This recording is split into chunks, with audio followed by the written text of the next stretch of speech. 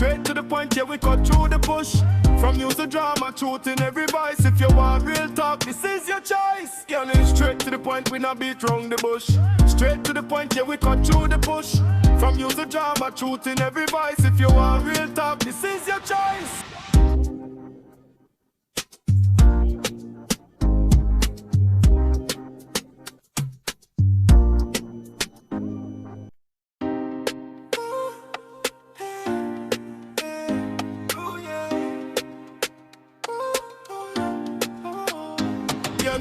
Straight to the point, we not beat round the bush. Straight to the point, yeah, we cut through the bush. From music drama, truth in every voice. If you want real talk, this is your choice. Girl, it's straight to the point, we not beat round the bush. Straight to the point, yeah, we cut through the bush. From music drama, truth in every voice. If you want real talk, this is your choice.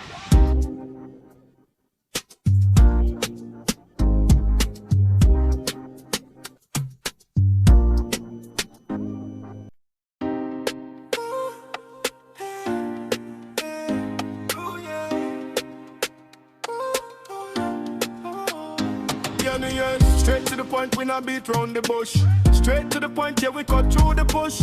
From music drama, truth in every voice. If you want real talk, this is your choice. Girl, it's straight to the point, we not beat round the bush. Straight to the point, yeah, we cut through the bush. From music drama, truth in every voice. If you want real talk, this is your choice.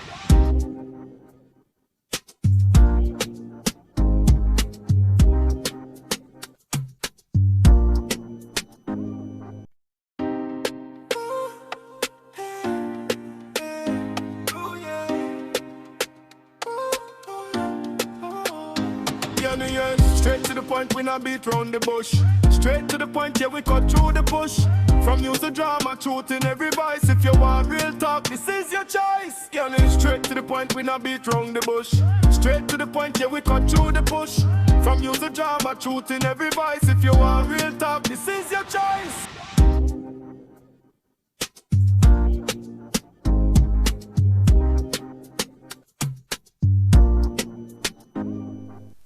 Beautiful, beautiful TNT.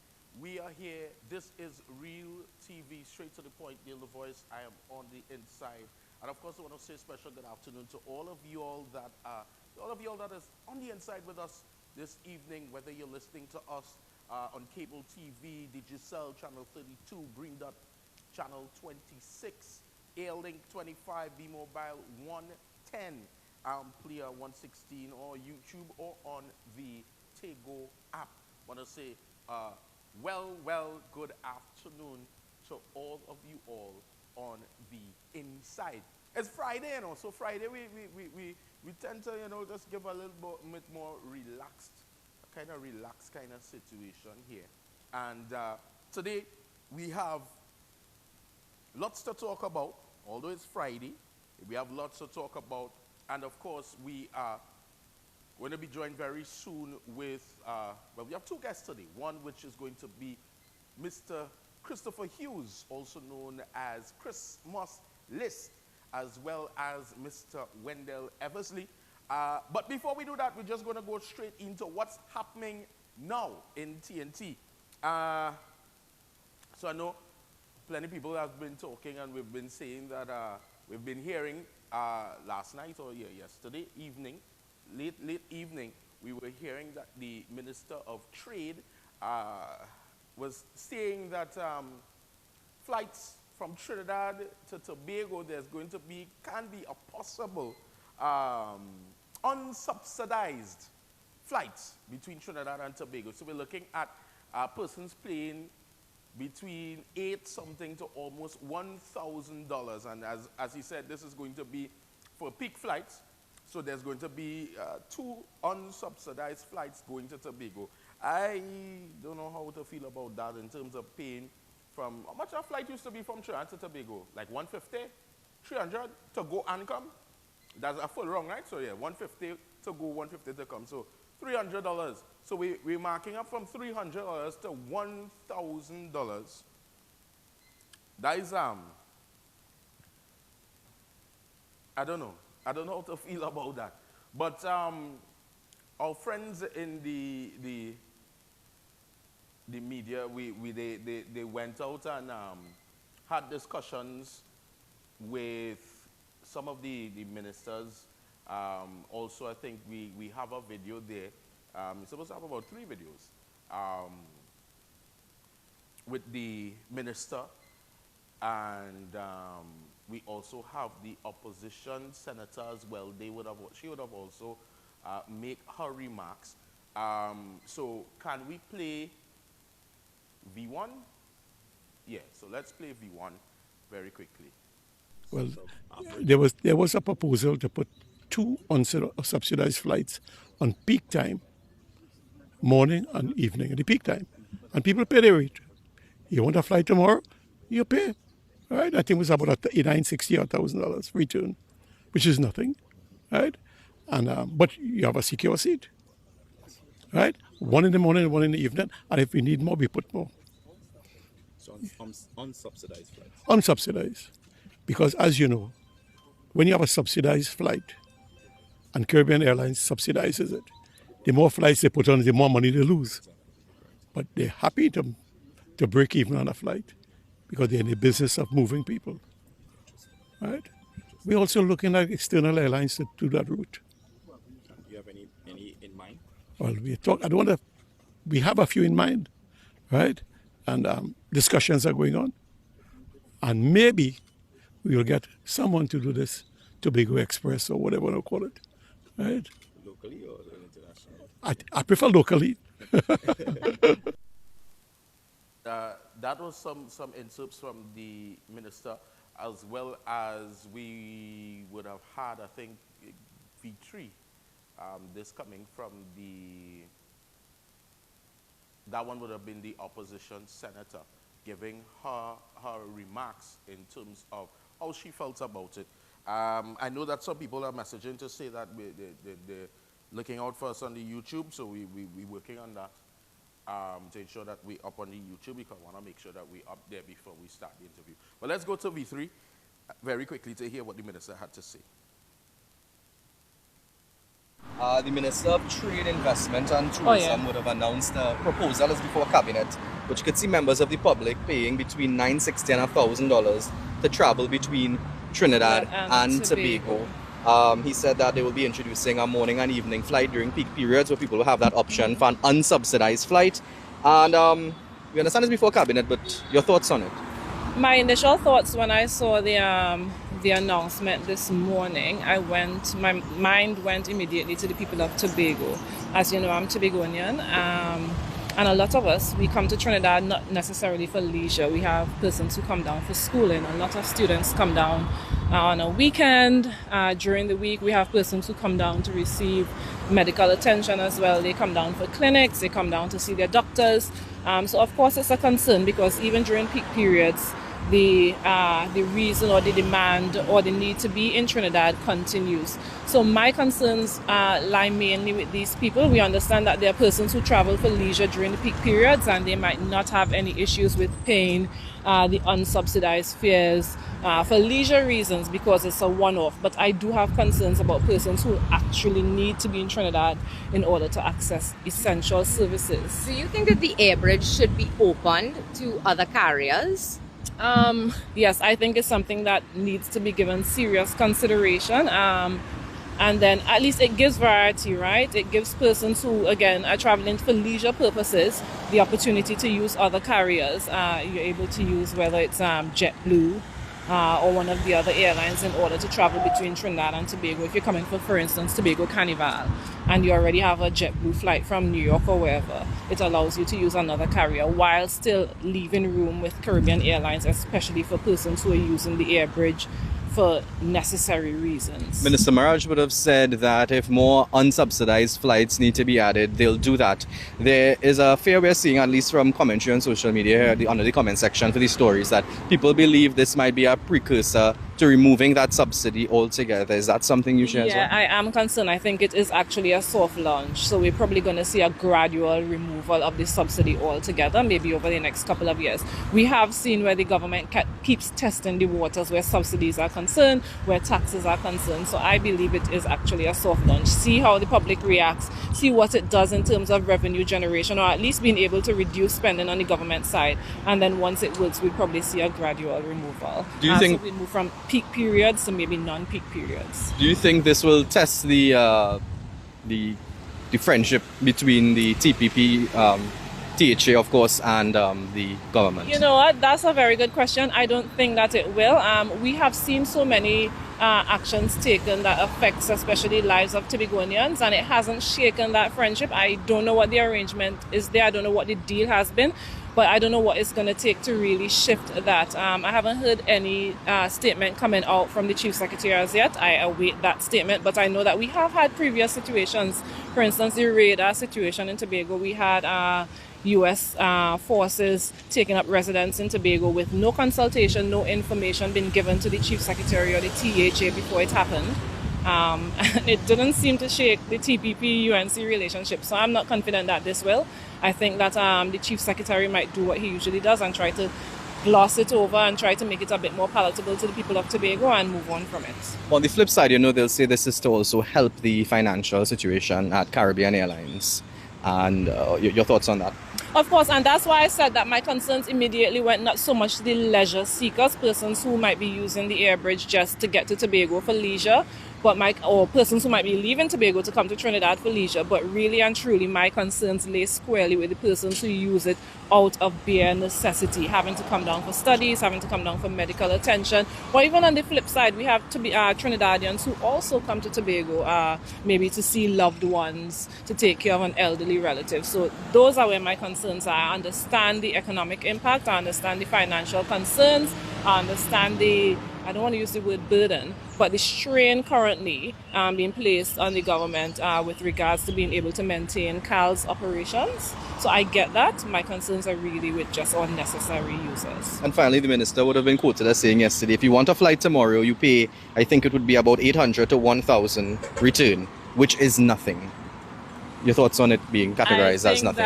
I think that definitely demonstrates that the minister is very far removed from the reality of the average person. You have persons working for $5,000 in the country, you have persons working for $3,500. So when you say $1,000 is nothing, that's 1/3 or 1/5 of someone's salary. When you think about someone who has to then use that salary to pay rent, to deal with transportation, to take care of children, and you look at 1,000, it might be nothing to the minister, but we have to be very cognizant and we have to be very aware of the different salary brackets of persons across the country. I mean, fortunately for the minister, he might have his airfare taken care of, so that doesn't even come out of his pocket. But what happens to someone who, again, you're traveling on a weekly basis, you're going to clinic, you're going to classes, that $1,000 is definitely something. Thank you. Have a good day.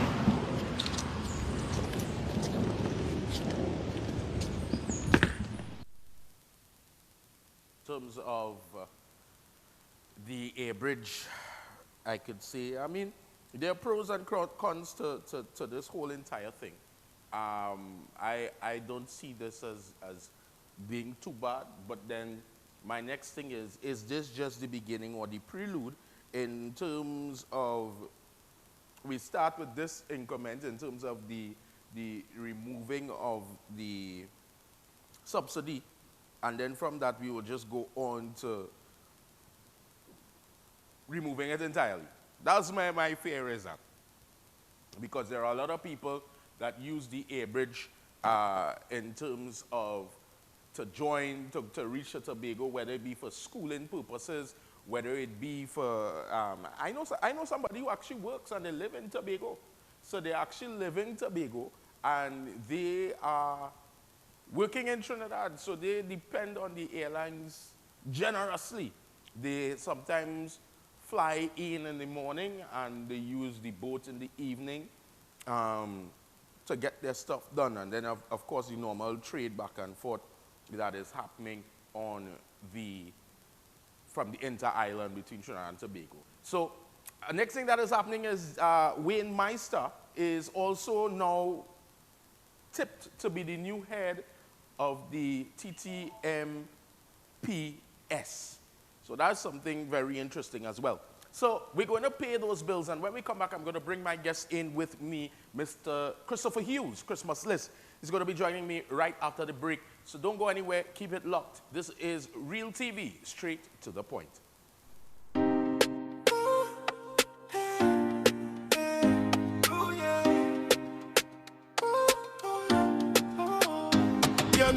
Straight to the point, we not beat round the bush. Straight to the point, yeah, we cut through the bush. From news to drama, truth in every voice. If you want real talk, this is your choice. Hi, I'm Zalisa Budu Singh Rupani, and I'm inviting you to join me for Conversations with Zalisa right here on Real TV. It's not just another talk show, it's a space for real stories, real insight, and real impact. We cover it all: health, law, parenting, relationships, drug and substance abuse, mental health, social issues, and so much more, with expert guests who help bring clarity to life's most important questions. So whether you're looking to be informed, empowered, or simply inspired, this show is for you. Weekdays at 10 a.m. with repeats on Real TV.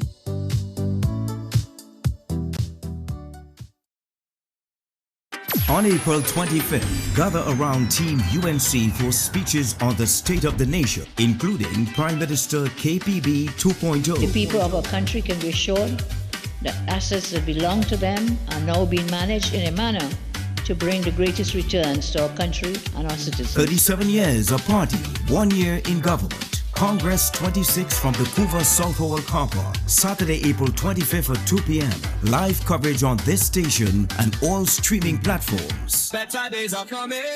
Better days ahead. 2050 install, yes, the Adina 12K Flex series are back in stock and these are going fast. Here's a look at some of our actual installations so you can see the finishings for yourself. Tidy chunking, level mounts, and clean workmanship every time. Fast cooling, energy efficient, quiet, durable, and of course, clean and professional installation every time. We have limited stock and the last shipment sold out in days. This is the Fixer Center's most requested AC units. It's perfect for bedrooms, offices, and small living spaces. Get your unit installed for 2050 right here at the Fixer Center. You can visit us at Lightpole 109 Monroe Cunupia or give us a call at 434-1563. Are you looking for the right space for your business? Fred's Plaza has the space you need. We offer professional rental spaces designed for growing businesses.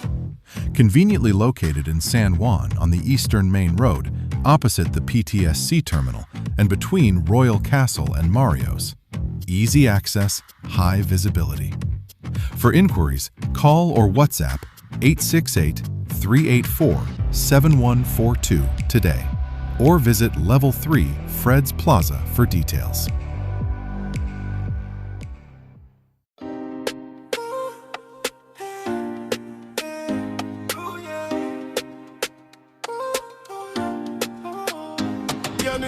Straight to the point, we not beat round the bush. Straight to the point, yeah, we cut through the bush. From news to drama, truth in every voice. If you want real talk, this is your choice. Straight to the point, we not beat round the bush. Straight to the point, yeah, we cut through the bush. From news to drama, truth in every voice. If you want real talk, this is your choice.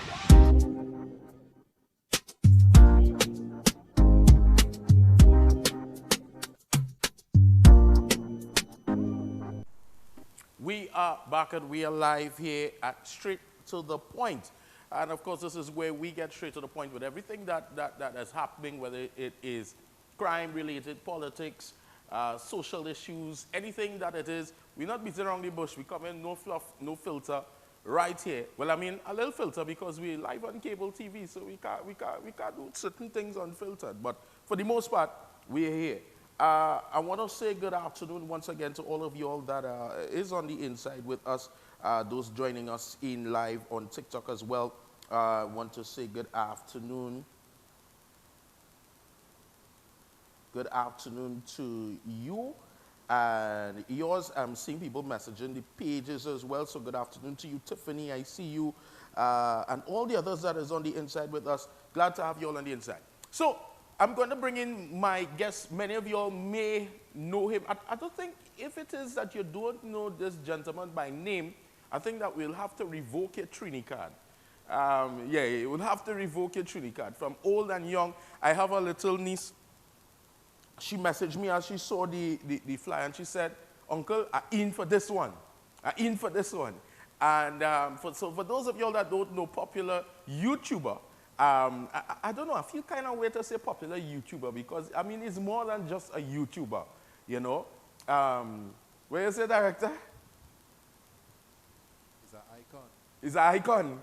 The director and all is excited for this one. So I want to bring in Mr. Christopher Hughes. For those of y'all who don't know Mr. Hughes actually came to Trinidad, and there was probably like about 32 videos. I want to make sure I'm right. 32 videos with him touring Trinidad and Tobago. Well, what is posted online with him going to various places in Trinidad and Tobago. And honestly, in my take, I am thinking that Mr. Hughes did us Trinbagonians a favor. However, it wasn't taken like that, you know, for some people, 29 videos, I should say. So, Mr. Hughes, good afternoon to you. Yes, sir. Good afternoon. Nice to have you on the inside with us here at Real TV. Now, firstly, I want to say in terms of who is Christopher Hughes? Just for the people that don't know Christmas List, who is Christmas List? Sure. A father to 3 children, a husband to a beautiful wife, and just a world traveler. Nice. And Mr. Director, you'll just give me a little bit more on the speaker here because I'm not hearing him too well. So, Christmas List, tell me, what inspired you in terms of to even start a YouTube channel, even to do some of the most dangerous things that I've been looking at you for a while. I've been following you on Instagram, and I'm thinking that you are a certified madman to be going into countries, places that you don't know, people that you don't know, and just doing these type of videos. What has inspired you? Well, first and foremost, this is the rare opportunity for me to say thank you. I take that as a compliment opposed to the opposite from that.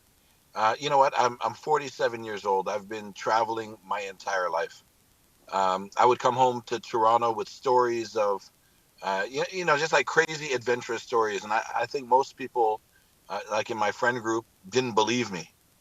So one day a friend said, like, prove this to us. Bring a camera and show us. Don't tell us, show us. And at first I'm like, there's no way. You know, it feels ridiculously uncomfortable holding a camera up in front of my face. But I tried it out in Brazil. And to my amazement, like one of my first 5 videos got 1 million views. And I'm like, wow, like people actually want to watch this.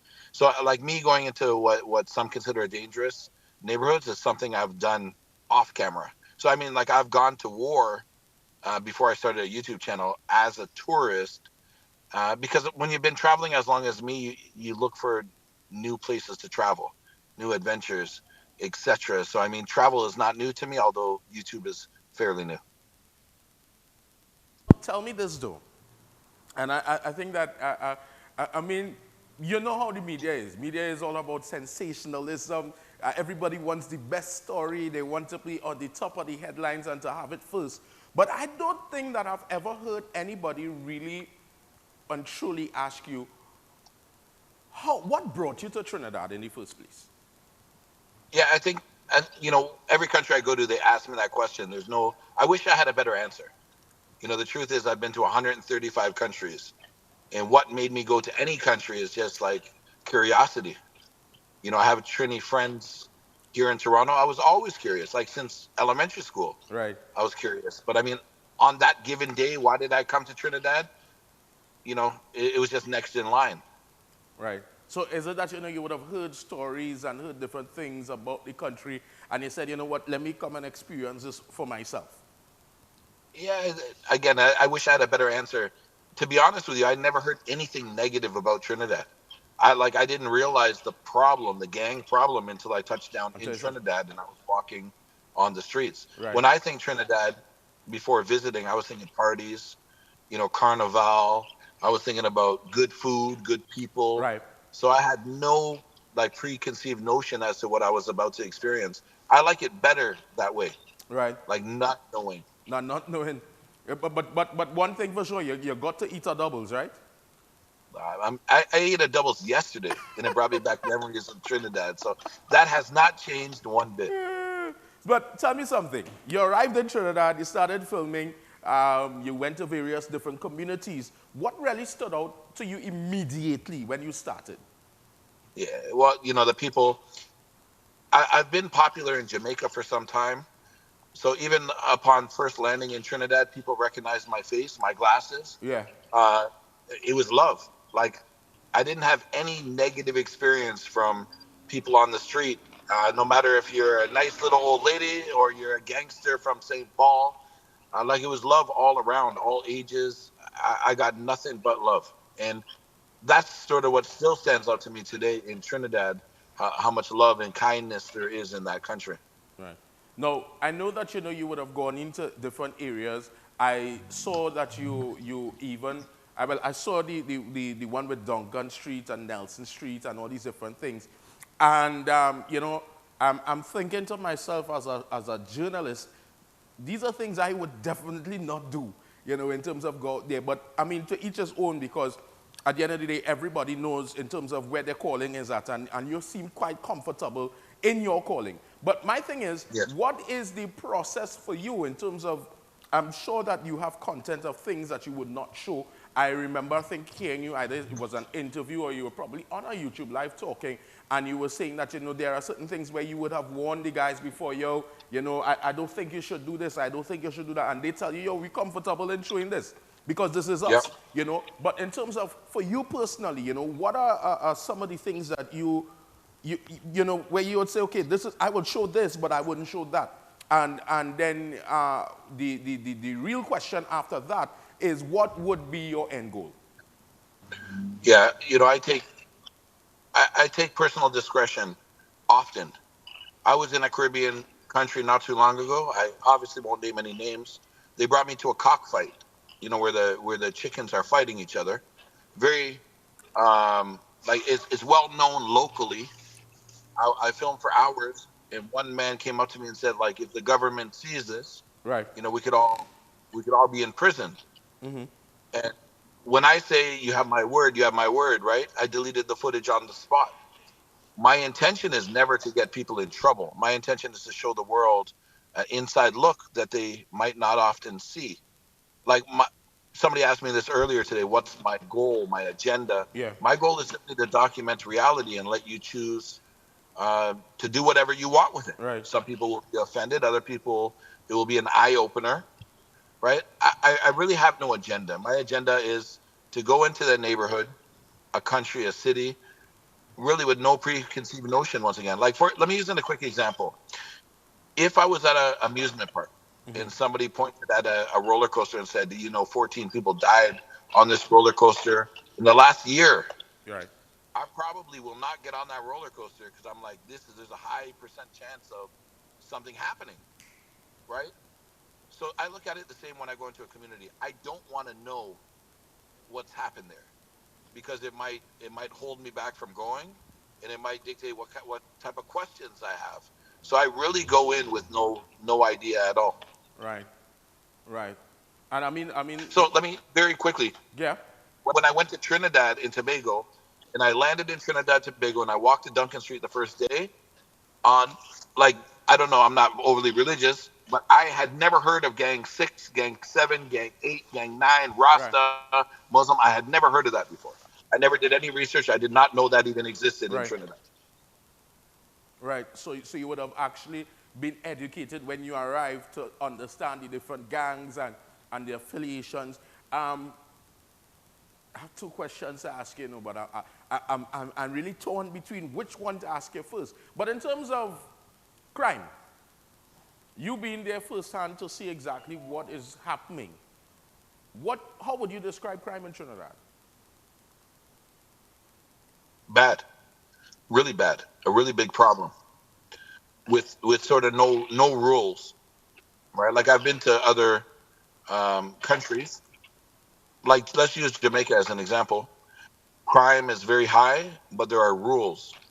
Innocent people don't get victimized. Right. But I didn't find those same rules applied in Trinidad. There was a kind of no rule barrier.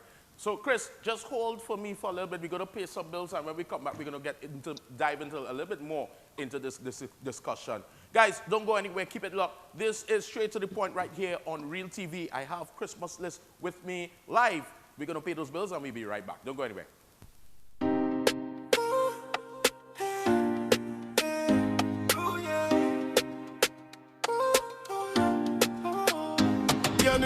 Straight to the point, we not beat round the bush. Straight to the point, yeah, we cut through the bush. From news to drama, truth in every voice. If you want real talk, this is your choice. Broadcast your yagnas, weddings, and Hindu celebrations live on Real TV. Share your special moments with us. Share your devotion with the nation.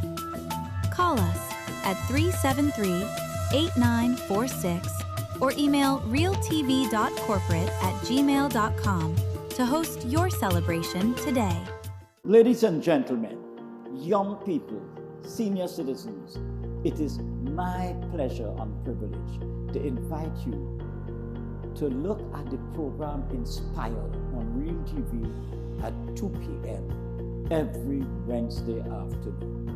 Inspired is designed to lift your spirits, to help you overcome depression and failure so you could be an outstanding, extraordinary success. We have special experts every Wednesday who will inspire you to do better, to be your best self. So may God bless you. And remember, every Wednesday at 2 p.m., please look out for the program Inspire.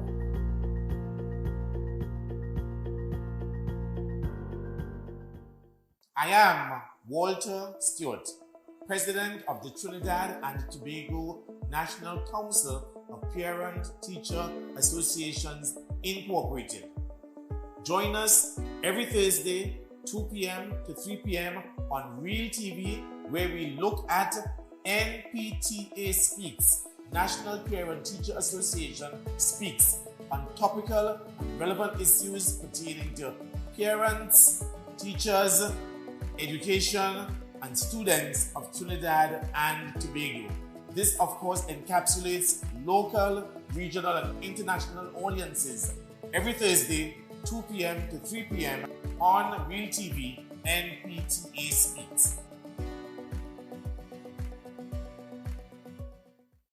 On April 25th, gather around Team UNC for speeches on the state of the nation, including Prime Minister KPB 2.0. The people of our country can be assured that assets that belong to them are now being managed in a manner to bring the greatest returns to our country and our citizens. 37 years of party, 1 year in government. Congress 26 from the Couva South Hall car park, Saturday, April 25th at 2 p.m. Live coverage on this station and all streaming platforms. Better days are coming. Better days ahead.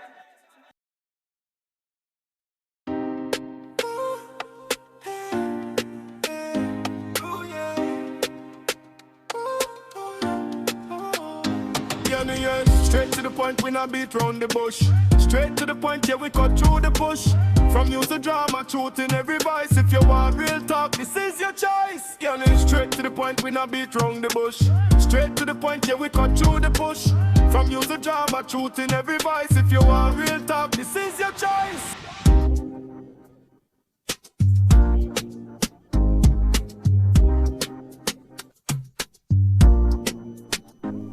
We're back, and of course, for those of you all joining us, I want to say welcome and good afternoon to you.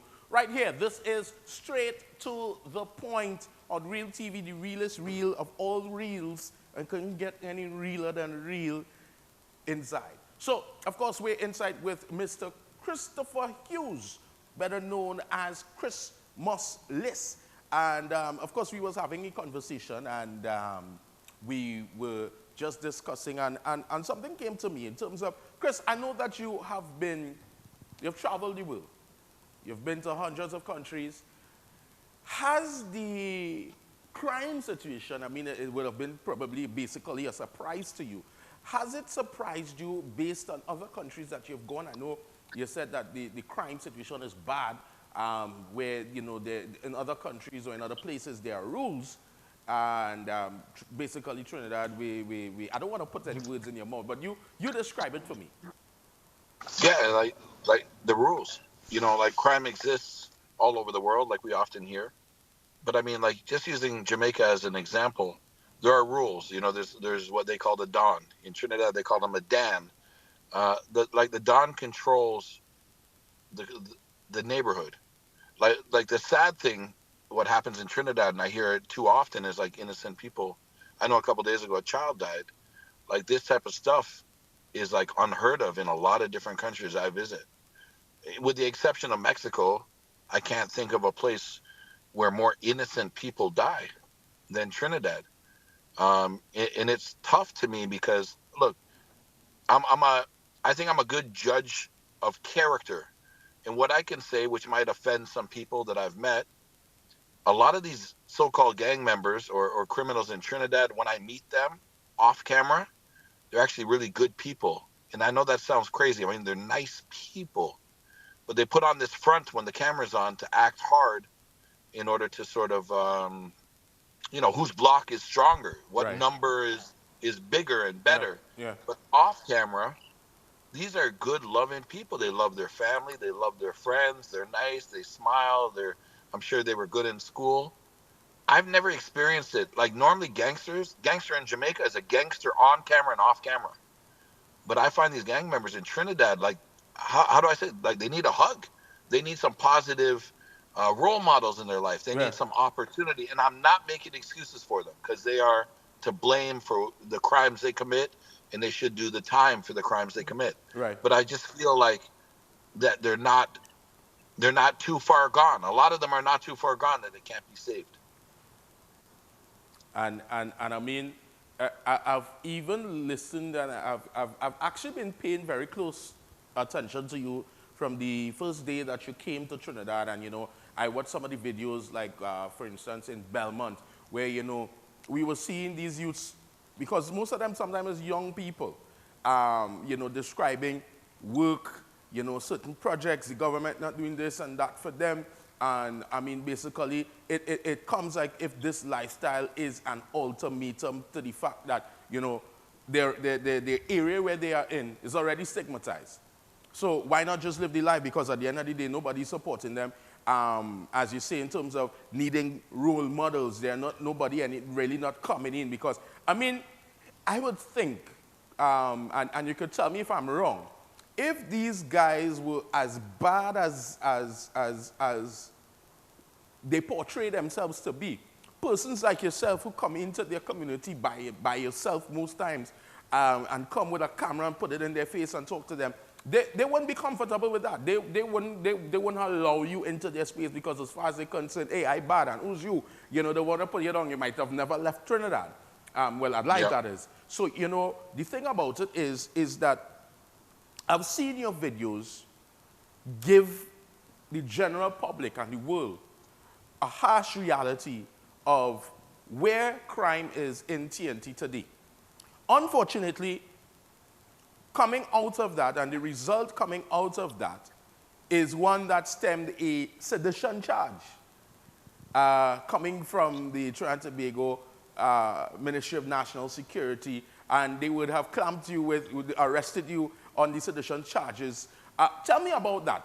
I know that, you know, we can't go too much into it so that we don't prejudice the case, but at the same time, tell me about the sedition, how it came about, and what your feelings is like about that.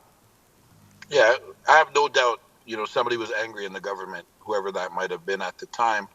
Like, my thoughts are, you know, I was charged with like various charges, and then they were dropped and new charges were brought upon. So my original charge was not sedition. Right. It was promoting a gang, and and something else gang related, and then profiting off a gang. So I mean, I've had like 5 to 10 different charges given and then dropped, and then hit them with sedition and sort of force them into submission. That's my mindset, right? I was in court only a couple days ago. You're the first one that I've spoken about, where the new judge and new prosecutor, so this has been 2 years, but we were given a new judge and new prosecutor, and the judge told the prosecutor virtually that in order for us to find Chris Muslis guilty of sedition, we have to prove that he bought an airplane ticket to Trinidad to cause chaos within the community. Right. So that's what they have to prove, right? I know it's a fake charge. It's all nonsense. I'm scared. You know, me, like, I'm a privileged tourist, right? So, like, I have a little bit of money, and I have the stubbornness to fight this nonsense charge, whereas local tourists or local residents might not have that same privilege. Right. They hit me with a charge just to prolong this process. I have no problem talking about it because I'm 100% innocent. Right. And I'm not the only one to film said videos in Trinidad, but I'm the only one to be charged with this is a very heinous crime, just so you know. It's 2 years in jail, you know, is very possible. Right. But that's what I'm going through right now today. No, the thing about it is in terms of, I think because I saw that they were probably around the same timing that you was in Trinidad, there were at least about 2 other YouTubers that was here doing the same thing. But I think that for some reason, not for some reason, your videos were reaching further than they were. And I have my views on it because, I mean, I'm looking at things now happening in Trinidad. I don't know if you're still following in terms of what is happening in TNT. A police officer was murdered just a couple days ago. An 8-year-old would have lost her life along with 3 other adults right next to the police station. We're seeing so much things happening whilst in a state of emergency. And I've always come to the conclusion, even when I was on radio and I was saying, why didn't the government just say, hey, Chris, let's have a sit down. Let's talk. Let's see how it is that we can use the information that you presented to the public so that we can take this information and try to fight crime or even try to reach out, because at the end of the day, these people who are glorified gangsters and gang leaders and gang members, if they felt so comfortable in speaking to you, why not say, okay, Chris, how can we work together one way or the other where we could use what is that these people need that we could help them, we could help stop the crime situation, or at the same time, what can we do to make leads? Because, I mean, at the end of the day, we don't want anybody to feel like if they're an informant or you know, you came to the country to just inform on crime or whatever the case may be. But what, in your personal view, given the fact that you would have caused such of a buzz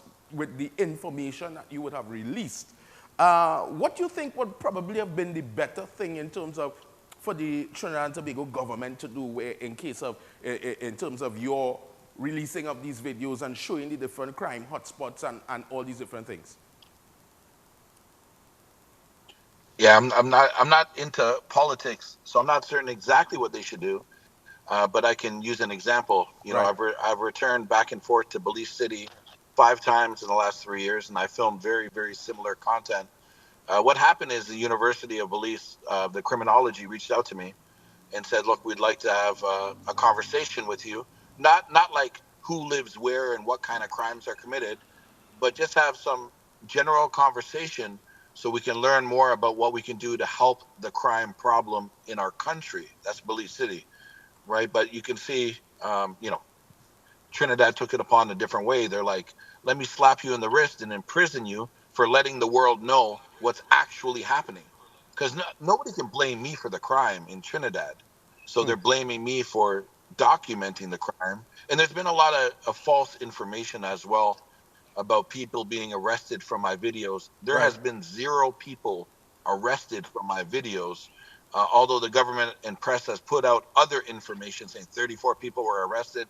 Complete nonsense. None of that is factual. I challenge anybody online or watching this video to find even one single person that was arrested, right? So that's not factual. Right. But they could have used my information. I do not work with the police. I've never been paid by any government.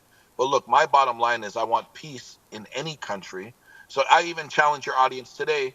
You know, I have a platform across social media. Over 1 million people watch my content. if you have any method or means for me to use my platform to help bring peace to the beautiful Trinidad and Tobago, I am 100% free of charge, open ears, ready to work. So do you think, though, that there is still room in terms of you having that conversation where that maybe you may be backed in Trinidad, maybe to shoot more content?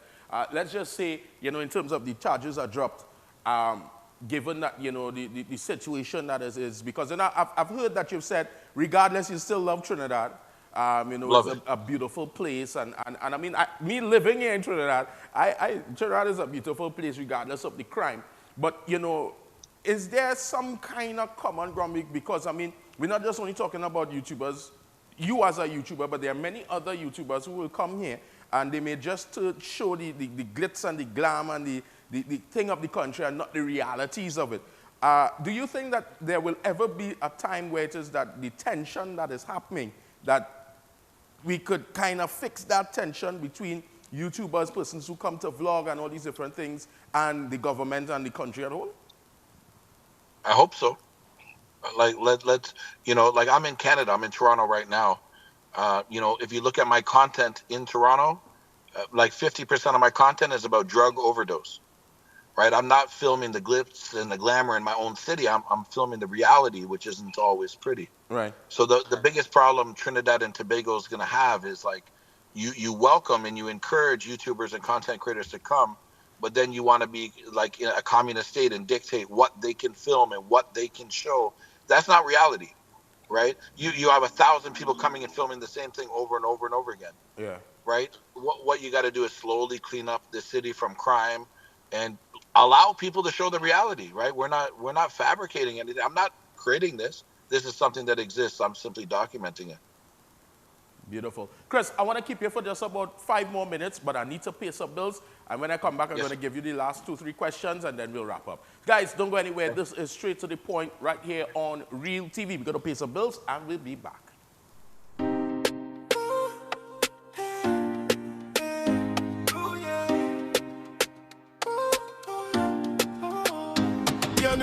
Straight to the point, we not beat round the bush. Straight to the point, yeah, we cut through the bush. From news to drama, truth in every voice. If you want real talk, this is your choice.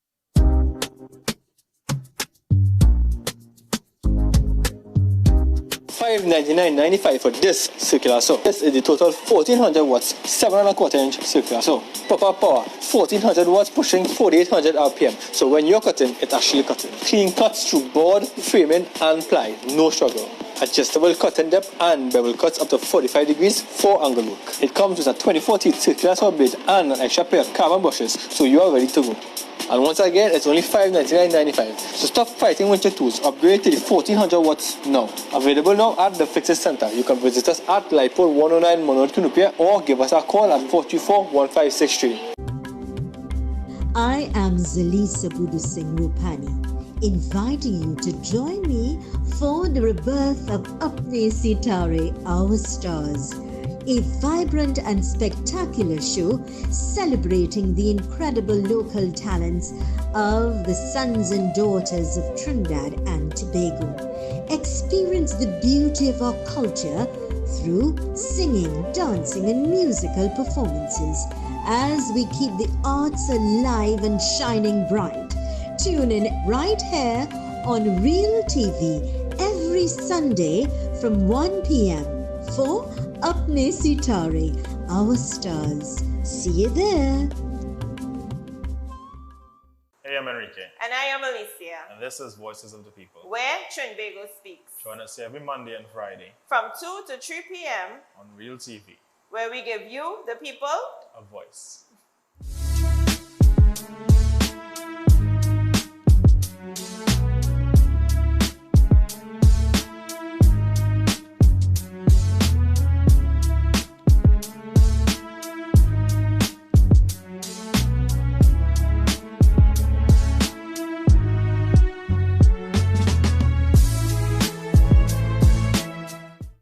On April 25th, gather around Team UNC for speeches on the state of the nation, including Prime Minister KPB 2.0. The people of our country can be assured that assets that belong to them are now being managed in a manner to bring the greatest returns to our country and our citizens. 37 years a party, 1 year in government. Congress 26 from the Couva Southall Car Park, Saturday, April 25th at 2 p.m. Live coverage on this station and all streaming platforms. Better days are coming. Better days ahead.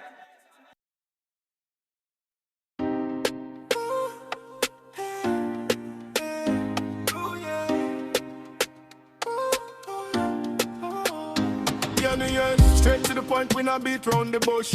Straight to the point, yeah, we cut through the bush. From use the drama, truth in every voice. If you want real talk, this is your choice. Yeah, straight to the point, we not beat round the bush. Straight to the point, yeah, we cut through the bush. From use the drama, truth in every voice. If you want real talk, this is your choice.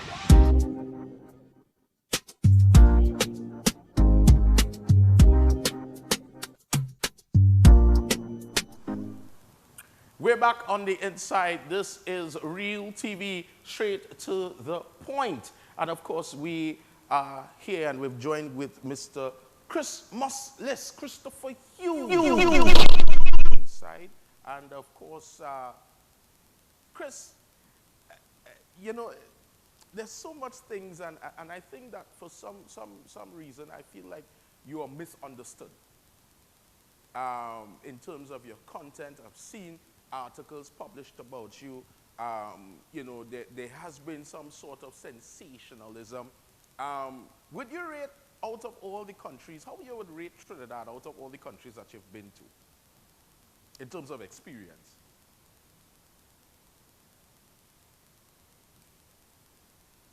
Not hearing him.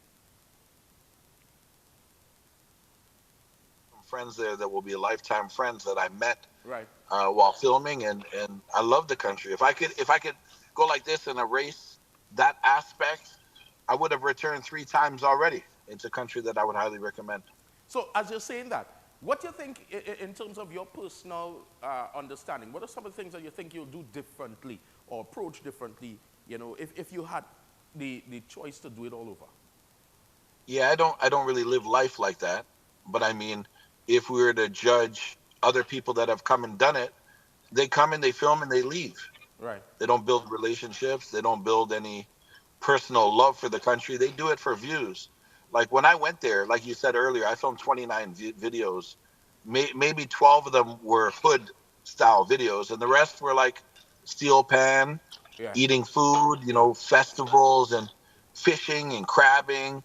But people don't remember those videos. What they remember is the videos of guys with red bandanas on, and they assume that that was my reason for coming. Right. But I challenge anybody to watch a full video and think that I came with negative intention. Listen to my questioning.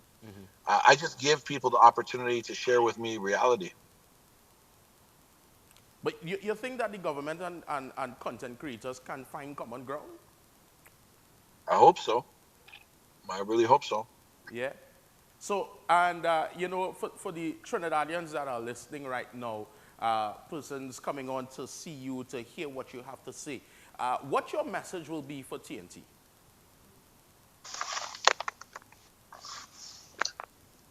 I hope things get better. I don't want to watch the news and see crime and murder and such happen. But Trinidad itself is an amazing country. I was just talking to a friend, like Trinidad, I put Trinidad up there with Jamaica. Like Jamaica is one of the travel destinations for tourists in the world. Look, I'm loved in Jamaica and I love Jamaica. But if I were to put the two together, I would say tourists would have more fun in Trinidad than they would in Jamaica, right? Like, that's how much I love Trinidad. So although something negative has happened to me, it's still a country that I would recommend, and a country I hope to build a new relationship with when my charges are dropped and I'm found innocent of this crime. So one thing I want to ask you though, do you have any, in terms of, what would be the next move? I mean, we're looking at the charges are dropped. Do you have any intentions of suing, any legal redress? You know, what are your plans? So every lawyer will tell me I shouldn't talk about that, right? But the case is, this has cost me a lot of money. These false allegations and charges have cost me a lot of money. in bail that I'll never return. I'll never get back, and lawyer fees that I never get back. So I mean, if I could break even, I would be happy. But that, like, I don't even want to talk about money. I want freedom, you know, and I want to be told that I'm innocent. Those are the words that I didn't come to Trinidad to get rich off fake charges, right? But in reality, this has really hindered me. I was stuck in Trinidad for 3 months with no passport. I provide for my wife and kids, right? So I mean, it has caused a lot of harm to me, right? But I mean, let's not put what they say, the carriage before the horse. For now, I just want to be found innocent, and then we'll decide with my lawyers as to what the next step will be. So what's next for you in terms of your traveling, in terms of you know, vlogging, continuing doing what you have to do? What's next for Christmas list? Non-stop. I just got back from China. I was trying to get into North Korea about a week ago. But the borders are closed right now. I'm back at home in Toronto for the next 2 weeks filming. And then who knows? I'm like the anti-planner. You know, I might hear something in the wind and then just jump on a plane and travel there. So I'm not too sure. So what I want to ask you though is that, I mean, you just hear something in the wind and you just pick up and say, okay, I'm going to this country and just explore. Yep. No knowledge of anything. How your wife feels about that though? Yeah, she knows I'm a big child. I'm like, you know, like Christmas, I don't want to know the gift. I want to open the present and figure what's inside. You know, my wife and I have been together. We have a 20-year-old child as our oldest son. Wow. So we've been together over 20 years. And when she met me, she knew I was crazy enough to jump on a flight, you know, an hour before it boards, right? Yeah. So that's just my style. Yeah. So she's accustomed to the craziness. She is absolutely accustomed to the craziness, yes. And I love her for that. And I mean, she's very supportive, and I mean, you know, most men, we don't have that full support and supportiveness in terms of you know, the crazy side of us, or what we'll call as a profession.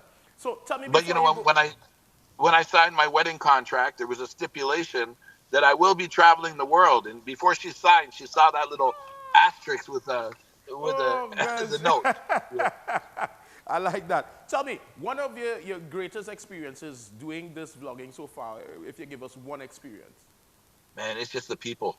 It's the people I wouldn't have met if I didn't have a camera. Because, you know, having a camera is almost like a permission to enter areas that I would not be given permission. So whether it be a story from a stranger in Trinidad or in Iceland or Greenland or China or Somalia, it's like I get to meet people that I normally would not have met without having a camera. Beautiful. Chris, I really want to say, you know, thank you for giving me and giving us, you know, time, clearing the air and certain things, because, you know, some people would say Christmasless hates Trinidad. Christmasless wanted to put us on the map to make sure that we look bad and all these different things. You know, but I genuinely believe and feel that, you know, that wasn't the case. It was basically an explorer exploring and doing what he does in terms of, if people know your history, you go to places that people wouldn't go to, and you tell the real story behind it all. Because at the end of the day, what makes a country is both good and bad.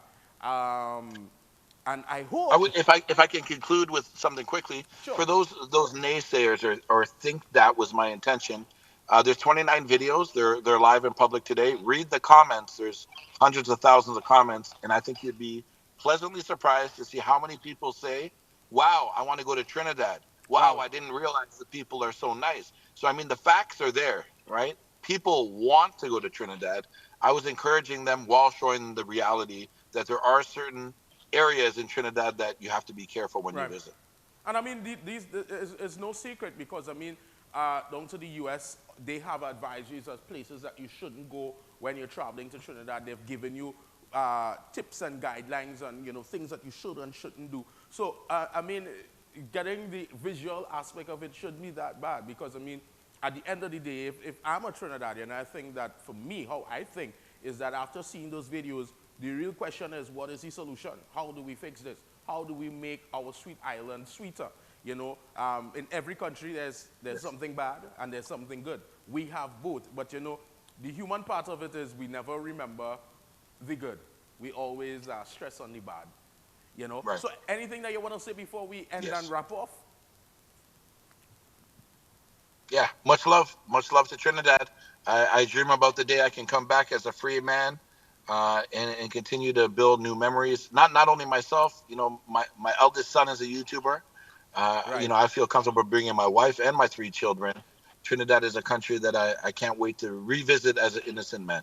Well, I look forward to that, and I hope that when you touch back down in Trinidad, we could go and probably take a little, eat some doubles and take a few, and probably you could carry me some of the places that you've went to, because I feel safe. I feel safe in the hood. Yeah. I've been to the hood, different hoods, and I feel very safe. So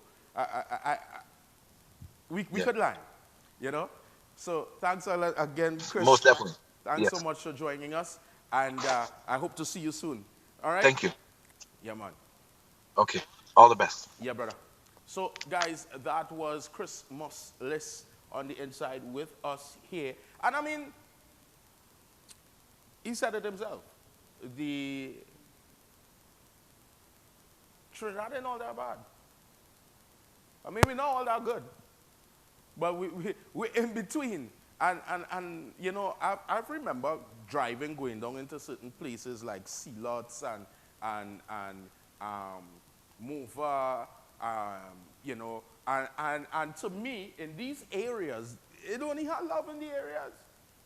I've been in Mova, and the only thing that I think happened to me in Mova is that I went to, I parked my vehicle in Mova, and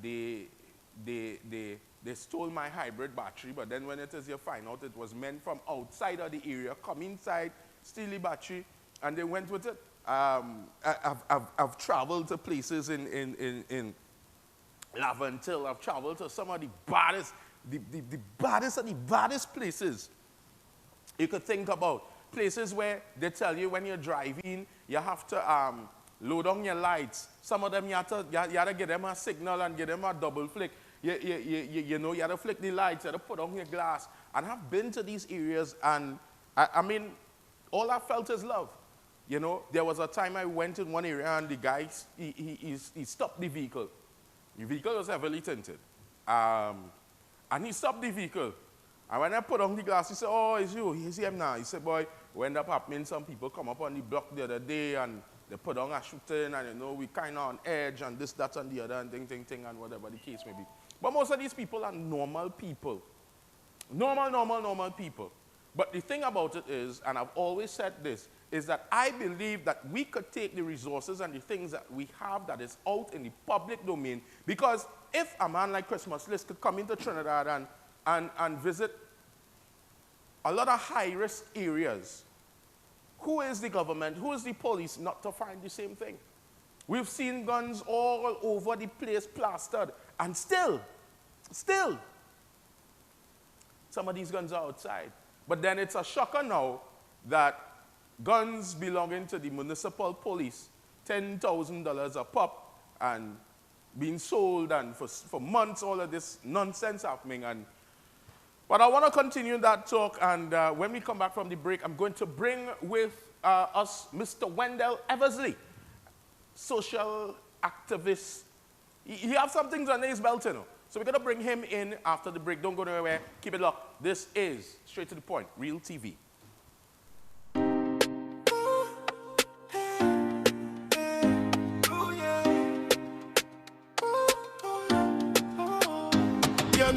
Straight to the point, we not beat round the bush. Straight to the point, yeah, we cut through the bush. From news to drama, truth in every voice. If you want real talk, this is your choice.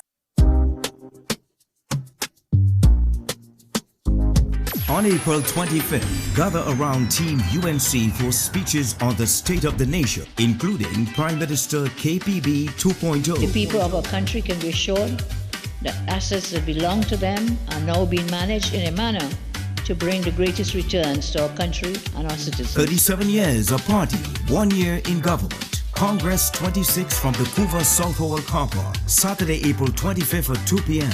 Live coverage on this station and all streaming platforms. Better days are coming. Better days ahead. Hello, everyone.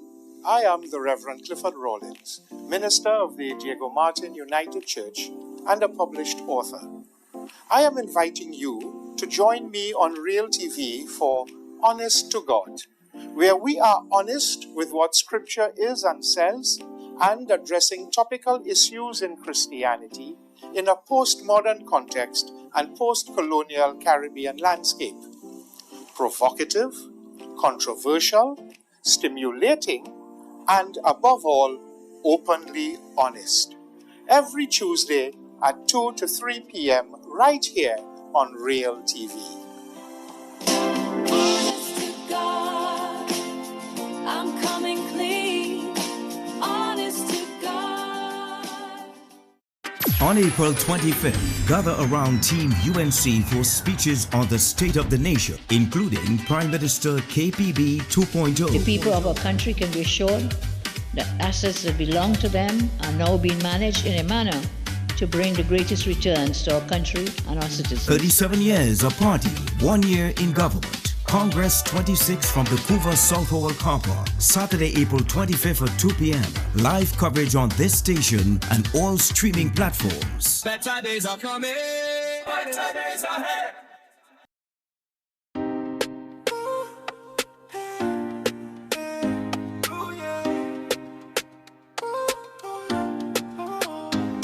Yeah, straight to the point, we not beat round the bush. Straight to the point, yeah, we cut through the bush. From news to drama, truth in every voice. If you want real talk, this is your choice. Yeah, straight to the point, we not beat round the bush. Straight to the point, yeah, we cut through the bush. From news to drama, truth in every voice. If you want real talk, this is your choice.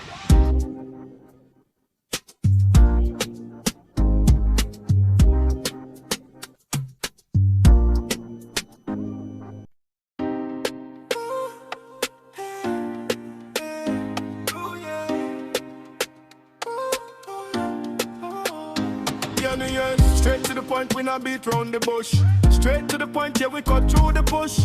From news to drama, truth in every voice. If you want real talk, this is your choice. Yeah, straight to the point, we not beat round the bush. Straight to the point, yeah, we cut through the bush. From news to drama, truth in every voice. If you want real talk, this is your choice.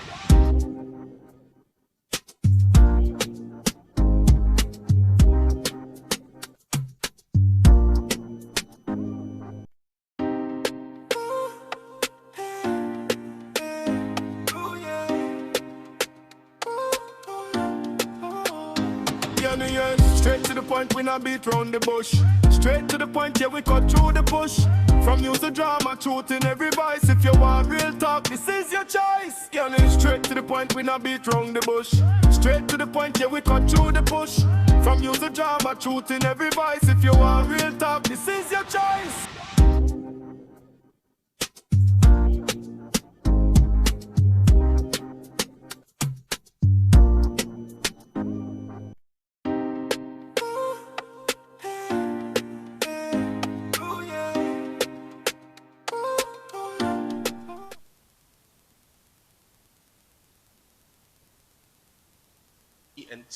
And as promised, I said that, feeling weird, boy, I ain't have no cord on me, nothing at all. So it is a pleasure to have with us this evening in studio, Mr.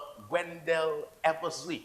Well, first to begin, welcome to the show, brother. Nice having me. I must commend you, though, on a lot of the work that you've been doing. I saw, I would say it is as a win with the doctor the other day, rallying with her, when persons would have given up. You're steadfast and you stayed strong. Tell me a little bit though, because a lot of people may see you on lives, they may see you on social media from time to time, they'll see you on press briefings. Some may know you for certain hats that you wear. But exactly who is Wendell Eversley? Wendell Eversley is a down-to-earth person. Right. A person who loves helping people. You see, the name of your program is Straight to the Point, right? And I grew up in a village called 13 Mackenzie Street, Frederick Settlement, Carroll. Right. It's a community where majority of the people who live there are East Indian. And I partake in that community. We had a temple, a mosque, a Catholic church, an Anglican church, a Presbyterian church, a Baptist church, and the 7 Days Adventists used to keep the church on in the community center on Saturday. Right. So going up there, my mother had us partaking because I never grew up with a father. Right. 13 of us. Right. Right? Right. Mother alone. And one thing she taught us, that we must love our neighbors as we love ourselves. And she used to make us take part in all religious activities. Muslim religious activities, the Presbyterian, the Catholic, the Hindu, the Baptist, and the 7 Days Adventists. Right. Because I used to go Saturday evening, Saturday morning, we go to the 7 Days Church. Right. Saturday morning, we go to the temple. Okay. After the temple, she making sure we go to the Presbyterian church. So you had the experience of everything? Everything, everything. Wow. I know what is Matikura, I know what is Lara. Right. I know how to celebrate Kata Puja, right? Celebrate the Diwali Queen. I know what is Bandara. Right. So I know the full words. I know about the Auti, I know about the Pausat, I know about the sweet rice. Yeah. You name it. And I know about Lipain. You know what's Lipain? No. Well, then it's in Caroni. People underneath the house was dirt. Right. Right? Before they cast it. Before, yeah. We used to go in the savannah, pick up the cow dung and mix it in a tin. Right. Put dirt and water and mix it, and we take that and we plaster it underneath the house. We lip praying from one end to the the next. other, to the next Okay. end. And when the Hindus are now having their puja and the prayers, the family will go and get that and pay the house. Okay. Right? So I grew up knowing a tradition of everything. Right. I take part in the Baptist feast. Right. Mother Fanny at Right. the church. Right. Right? And then we had Mr. Job also who used to have this thing. And so I grew up in a village where I know the East Indian, the Africans, we mixed together. Yeah. And it didn't have, like how we have to see it today, a lot of racial divide. Yeah. It didn't have all of that in your time. Everything was allowed. No, I remember when we had in the village, somebody going to marry. How they invite you, they go and give you the rice, the colorful rice. Right. And go by house to house and hand in the family. The and rice. the people in the village, Yeah. I invited you to my daughter wedding, my Okay, son wedding. okay. And when they say we come, we call them the Sadabai and the Dolahin. And when we see that, and we having a ball of a time. And I used to look forward for the Matikora. Right. The Matikora, they come, the Tassa come at your home, and then we leave your home and we go to a certain point. And then the Sunday morning is the Lawa. Right. Sunday morning, the ladies go and they go to a certain point, and I follow them and I dance with Tassa because the Tassa beating and they carry there and they're doing this, their performance before they come back home, and then in the evening time is the wedding. Right. Right? And we go and before the wedding, we used to go in and look for bamboo. Go with family, cut bamboo. And when you come back there, you build the tent.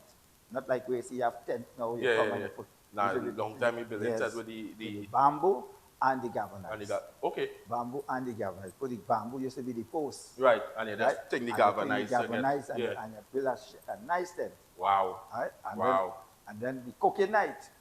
You go on Saturday night. And you have bhajan and thing and they're singing. You have for the orchestra, Indian orchestra, they come. Right. And we having a ball for the cooking night. What I would have been watching everybody how they're cooking, the bust up shot. It would be amazing. I would have loved to be around in that timing.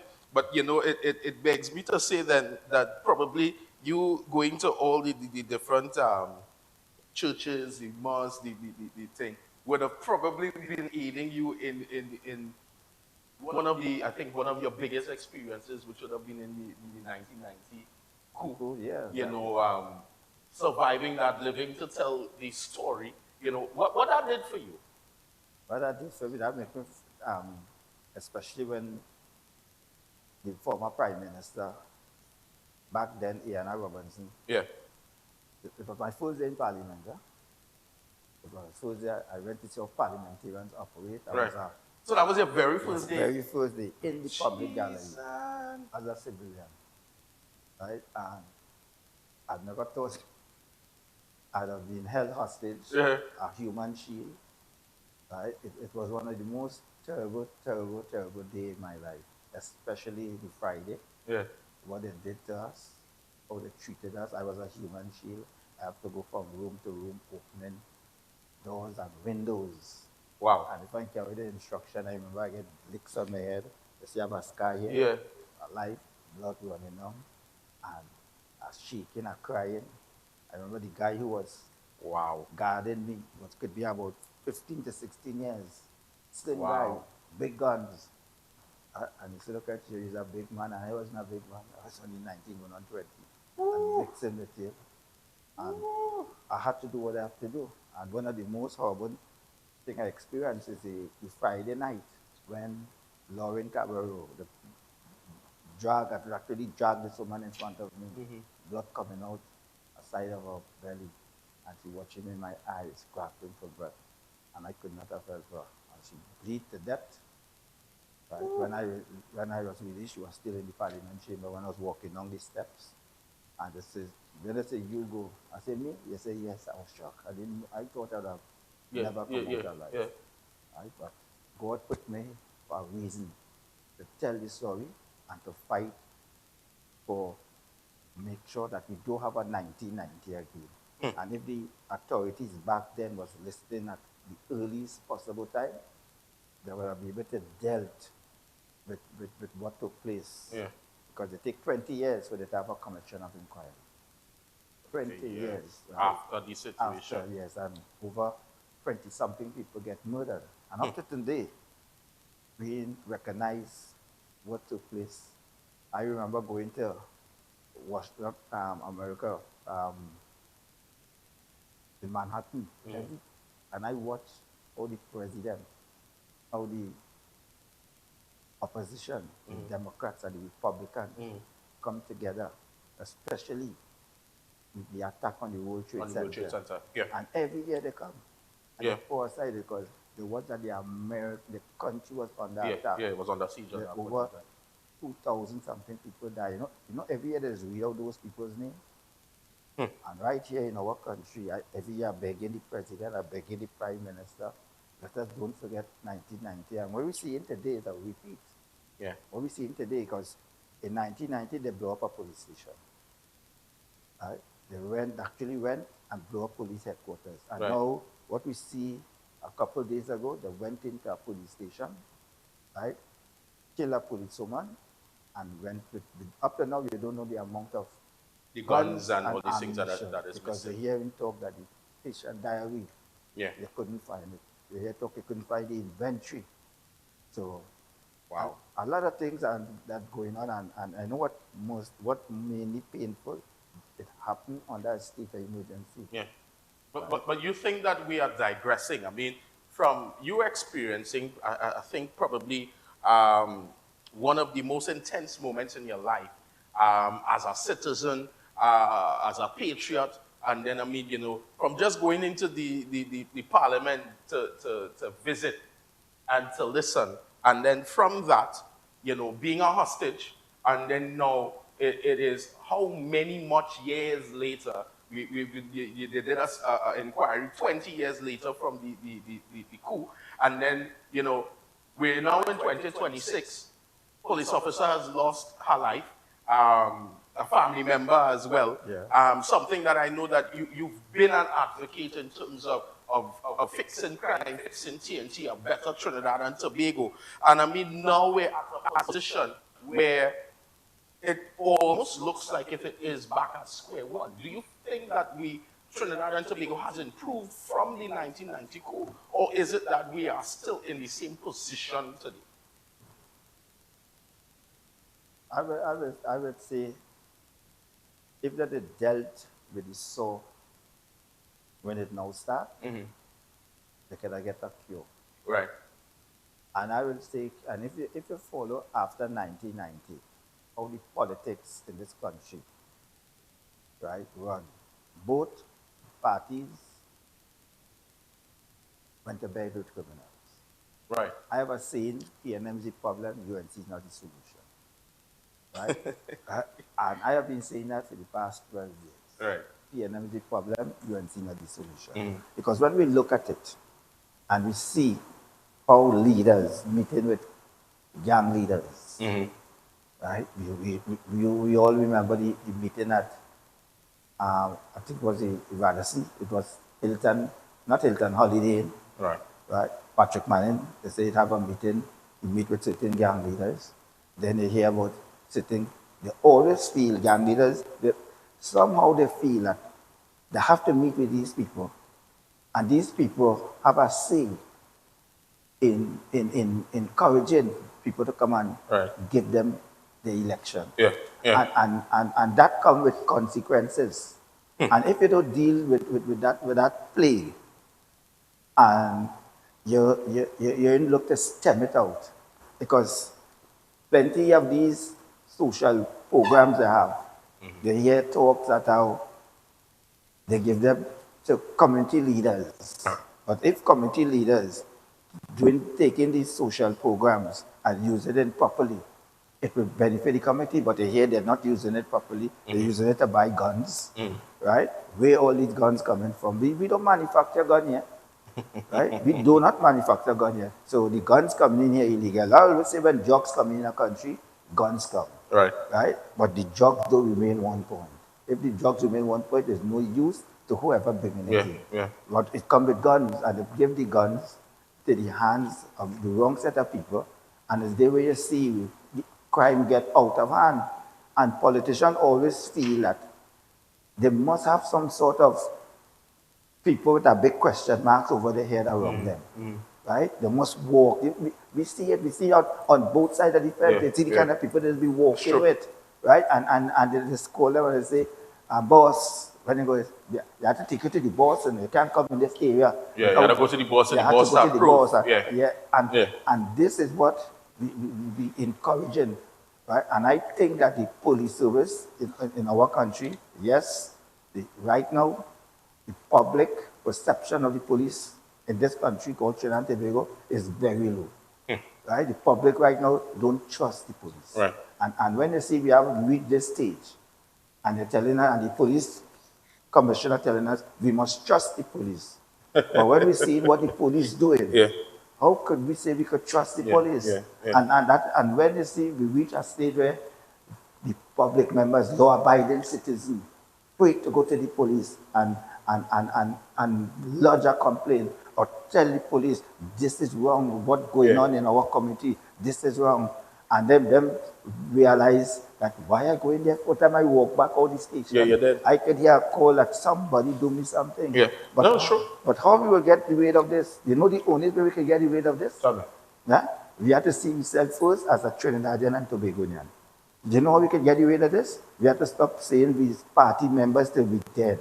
Right? We support our party, fine, but we must support the country first. And we must put people who will build, right, to make sure that whatever policies they put in place, it shouldn't be for your party, it should be for the benefit for the Trinidad and Tobago. Because when you win an election, yes, your party win, because according to our constitution, who win the most seats form the government. So that's why we have a government and an opposition. But even so, somebody don't vote for you, right?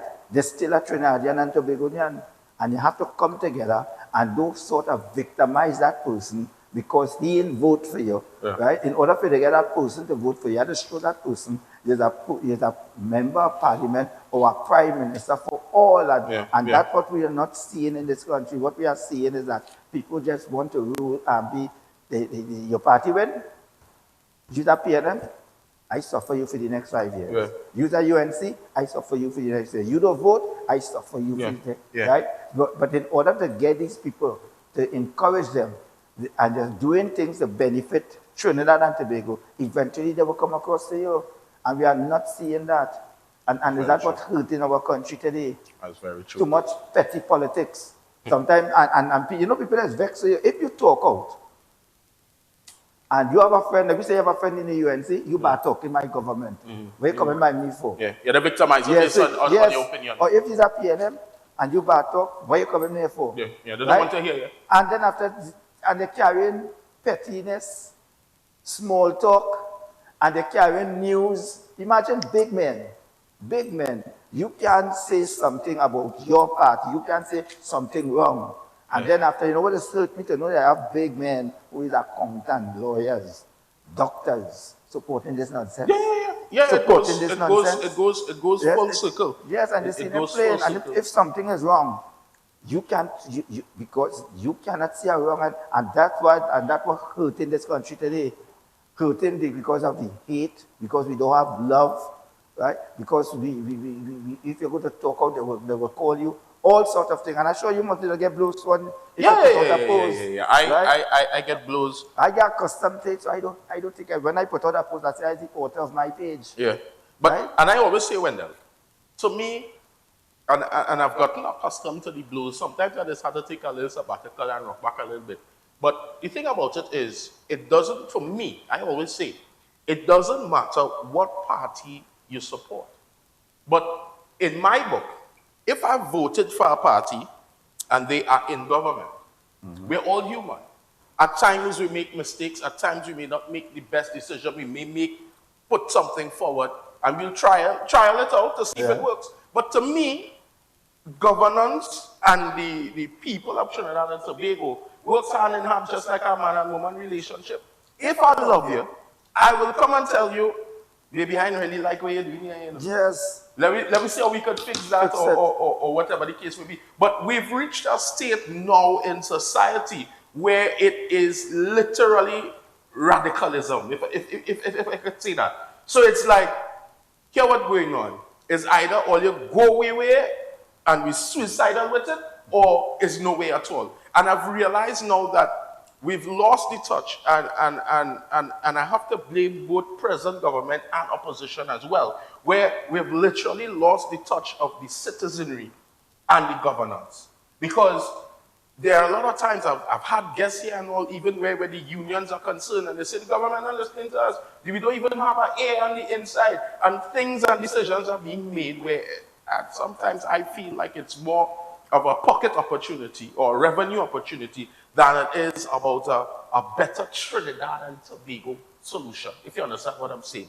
So my question to you, because I know we have a break coming up in 2 minutes, but one of the questions that I have for you is in terms of what do you believe would be a now solution or something that we must look at now to try to start to fix things?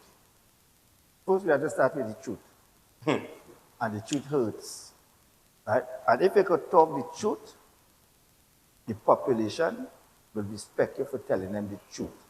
But see, if you're selling them a dream, right, they will see that, hey, whatever you said, and now you're in this position, we realize that you lied to us. Yeah. I don't know if you ever listened to a song by David Rudder called Madman Rant. Madman Rant, yeah. Right? And if you listen to the words of that song, he sang that song maybe about 15 or 20 years ago. We're seeing it today. Because what we are seeing, people saying all sorts of things to just get into the driver's seat. And when they get to the driver's seat, they're not following it. And both parties, because they bring out a manifesto. How much of them really go by the manifesto that they say, right, that this is the manifesto we pledge to you, the people, right? This is our dream. This is our plan. This is our contract with you. But when they get there, they throw the contract away. Right? They throw the come like they sell you a dream, and when the dream come true, when they get the dream come true for them, after they wake up, they say that dream is not true. Yeah. Right? And then after they do something different. Yeah. And when they do something different, then after you will see the fanatics. Right? Because if you talk out on it, the fanatics will come at you. Right? They will say, where you was for the past 10 years. Yeah. For the past 10 years, you was talking out against it. Talking out against it, yeah. Because you was talking out because you were better men. And what we are seeing, a lot of programs that former government start, when a new government comes, they stop it. Both past and present. They stop it. So all the money what they spend on all these projects that ain't finished, incomplete, that stands still. Take a pin right there. We're going to pay some bills and when we come back, we'll come back with more. Guys, don't go anywhere. Straight to the point right here on Real TV.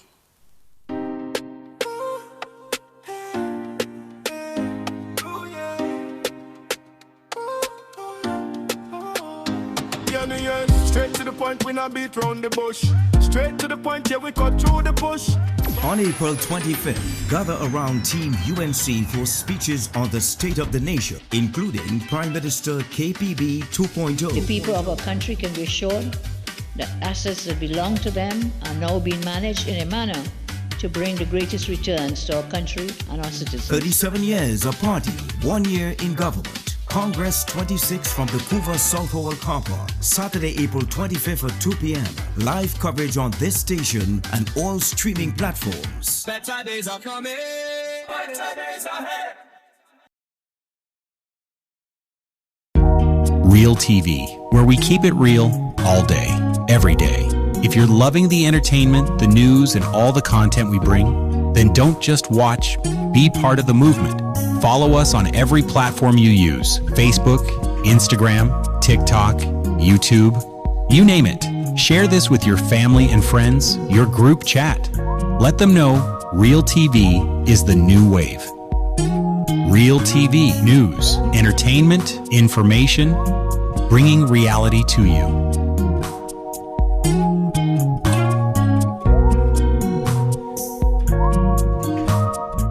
Broadcast your yagnas, weddings, and Hindu celebrations live on Real TV. Share your special moments with us. Share your devotion with the nation.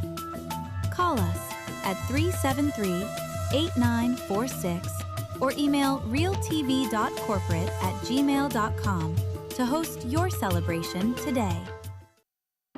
Let's get straight to the point. I am Dale Edwards, Dale the Voice, and we're going to get straight to the point right here on Real TV. Join me Monday to Friday, 4 to 6 p.m. when we talk the hard truth. We're not beating around the bush. We're getting straight to the point, dealing with real issues, social, politics, and much more. Monday to Friday, the only place to be is right here on Real TV. If you want real talk, this is your choice.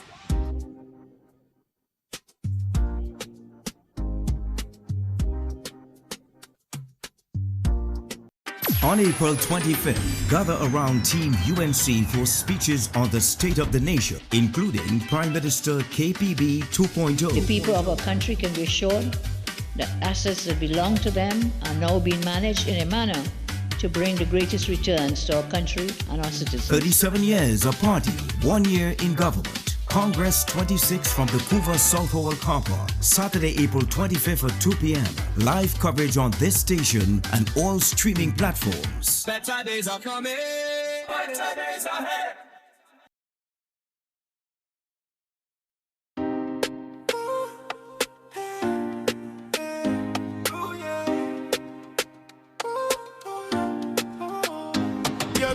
Straight to the point, we not beat round the bush. Straight to the point, yeah, we cut through the bush. From news to drama, truth in every voice. If you want real talk, this is your choice. Straight to the point, we not beat round the bush. Straight to the point, yeah, we cut through the bush. From news to drama, truth in every voice. If you want real talk, this is your choice.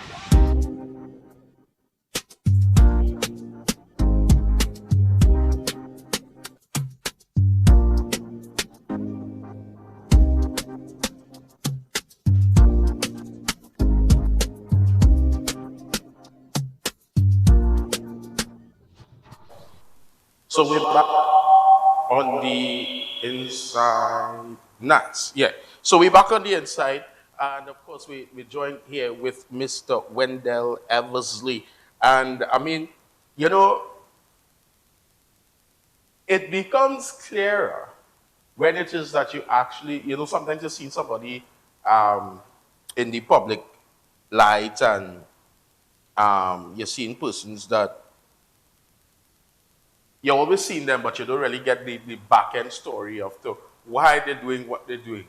You know, what drives. And I think one of the things is I've always used to see Mr. Eversley.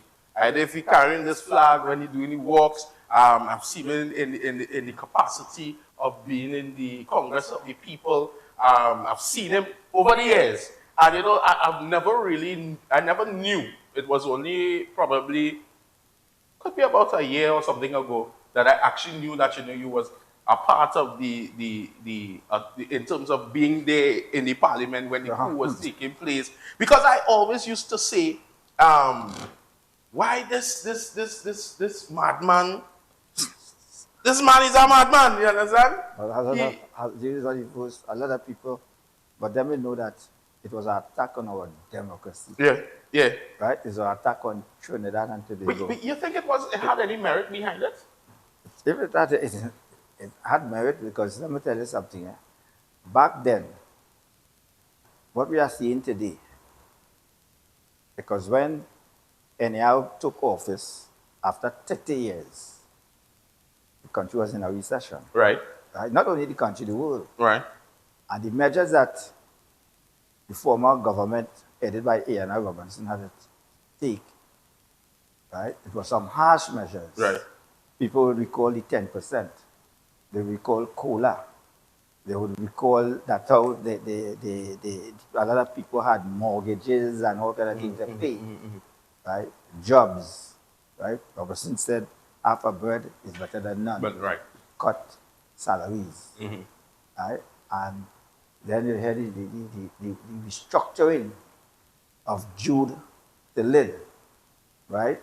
Jude back then, people also call it, which is the same thing as Dr. Eric Williams Darling. Right? And then when they come with LID, Labor Intensive Development Program. Right. And with the LID now, they had the estate rehabilitation of estates, abandoned estates. They would take that and say, let me start a plant local, eat local foods. Because the other year you stop apples and grapes and all thing for Christmas. Right. So people thought that these measures they were spraying down was harsh. And then, then public servants wanted their money. And Robertson talked about, we don't have the money to pay. And they went to the IMF, and then the union kicked up a storm. Right. And then people started to protest, people started to march. Doctors, nurses march, policemen and all march around the White House. And then all that you see intensify, and then boop, we come another coup. Right. A coup. So we mustn't forget Sopo with David Abdullah and all of them. And then we had Canon Nolly Clark, right? But what the population gets, so when back, this is what they say, I don't have proof of it. They said the former leader of the Jamaat, Abu Bakr, they say he take advantage. He see all this, so he thought, right, let me see how we could overthrow an elected government. Right.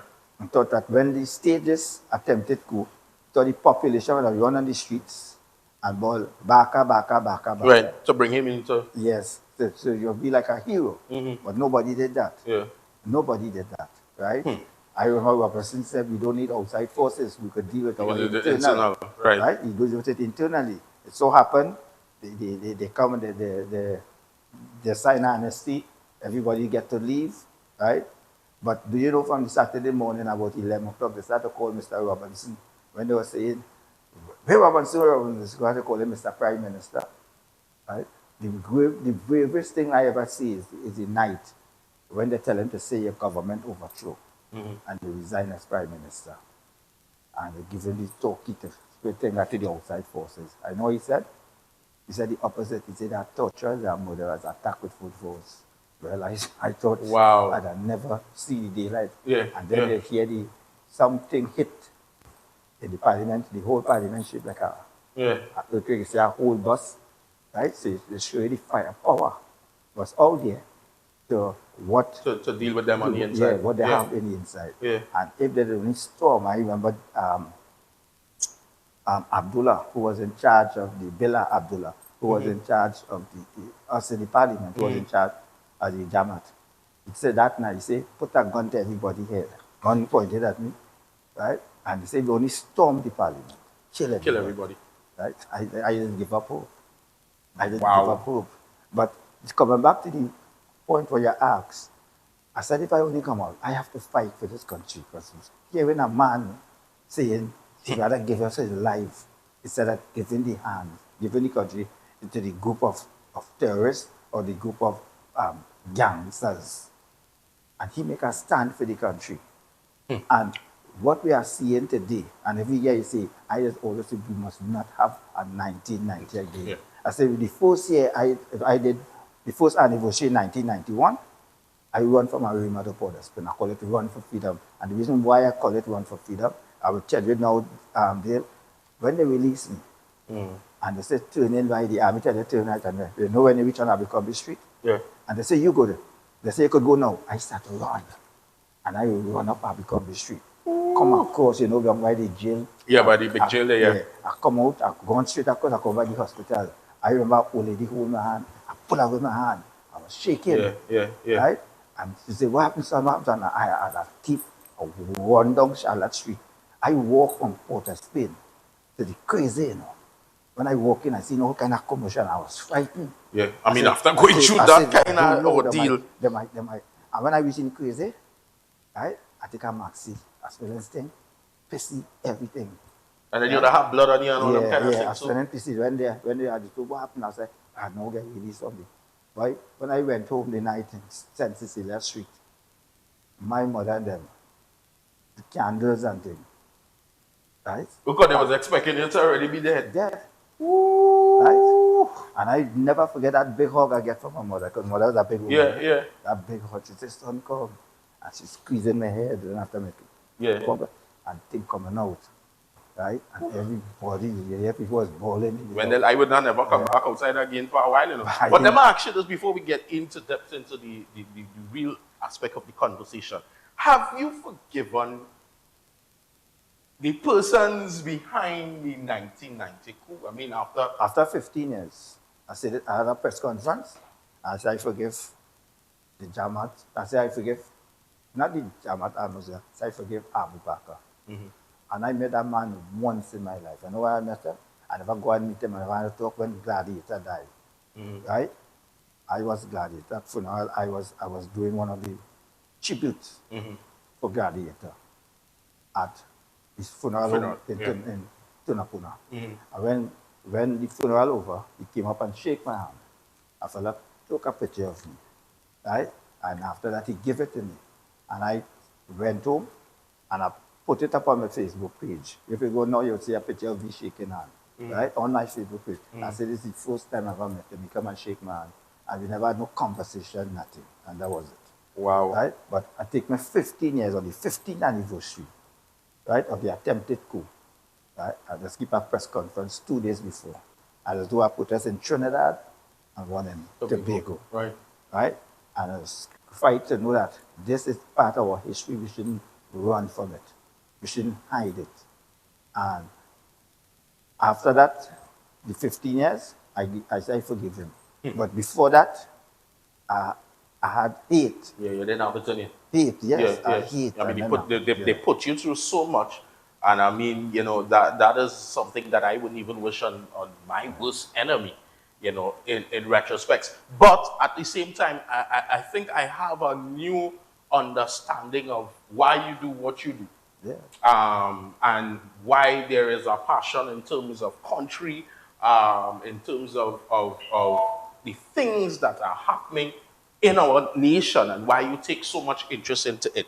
So what I'm going to do, we're going to pay some bills, and then when we come back, I know yesterday you were outside the parliament with a press conference. Yeah. And I purposely did not listen to the press conference because I say, you know what? I'm going to ask Eversley today what that was all about. And of course, you know, where we could go from here. And, you know, I have about 2 or 3 other things that I want to ask you. So, guys, stick and stay. Mr. Wendell Eversley, I think you deserve a little medal and thing to you. But we will talk about that when we come back. Stick and stay. This is Straight to the Point right here at Real TV, Dale the Voice. Well, I'm here. So we're going to pay those bills and we'll be right back.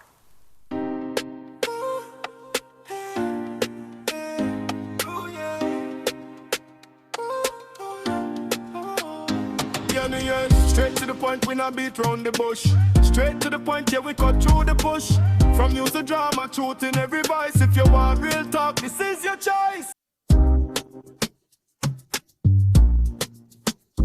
On April 25th, gather around Team UNC for speeches on the state of the nation, including Prime Minister KPB 2.0. The people of our country can be assured that assets that belong to them are now being managed in a manner to bring the greatest returns to our country and our citizens. 37 years a party, 1 year in government. Congress 26 from the Couva South Hall car park, Saturday, April 25th at 2 p.m. Live coverage on this station and all streaming platforms. Better days are coming. Better days ahead. For dry goods, bar supplies, and all your favorite beverages, visit Suku's Limited, located at number 70 Queen Street, Marabella. We supply local groceries, mini-marts, bars, lounges, caterers, home entertainers, and everyone in between. Your trusted importer, distributor, and retailer. Call us today at 298-9989 or email sales@sukhus.com. Planning a concert, conference, wedding, or cultural celebration? Let Real TV broadcast your event to the world. From live streaming and on-air coverage to global reach across TV and online platforms, we make sure your big moments are seen and heard everywhere. We offer professional production, worldwide exposure, and an unforgettable impact. Don't just host your event. Let us share it with the world. Contact Real TV today, where your story becomes everyone's experience. Call us today at 2926470 or WhatsApp us at 3847142. You can also send an email to realtv.corporate@gmail.com. Ready to take your sales career to the next level? If you have a passion for connecting with clients, building meaningful relationships, and delivering results, we want you on our team. Join a dynamic, motivated environment where your experience matters, your ideas are valued, and your drive defines your success. Step into a role with real opportunity. Join the sales team at Real TV, where your future begins. Call us today at 2926470 or WhatsApp us at 3847142. You can also send an email to realtv.corporate@gmail.com.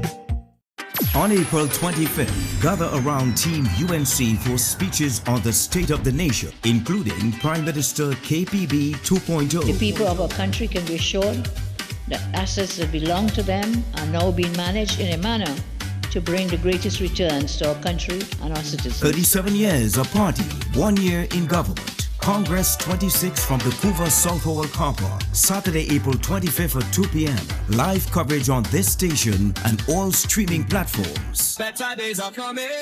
Better days ahead.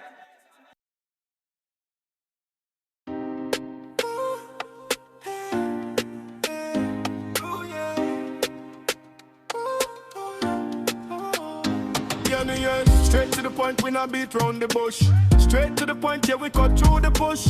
From use of drama, truth in every voice. If you want real talk, this is your choice. Yeah, straight to the point, we not beat round the bush. Straight to the point, yeah, we cut through the bush. From use of drama, truth in every voice. If you want real talk, this is your choice.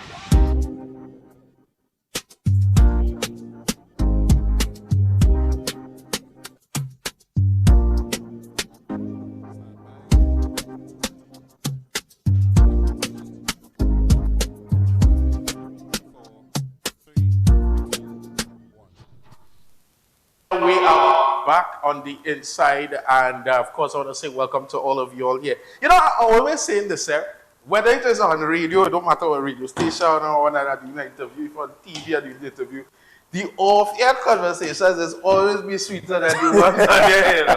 You understand? Yeah. Because, I mean, as in everything, you know, we always have to be still wise. Although this is straight to the point, we still have to be wise on some of the conversations that we have in the public domain.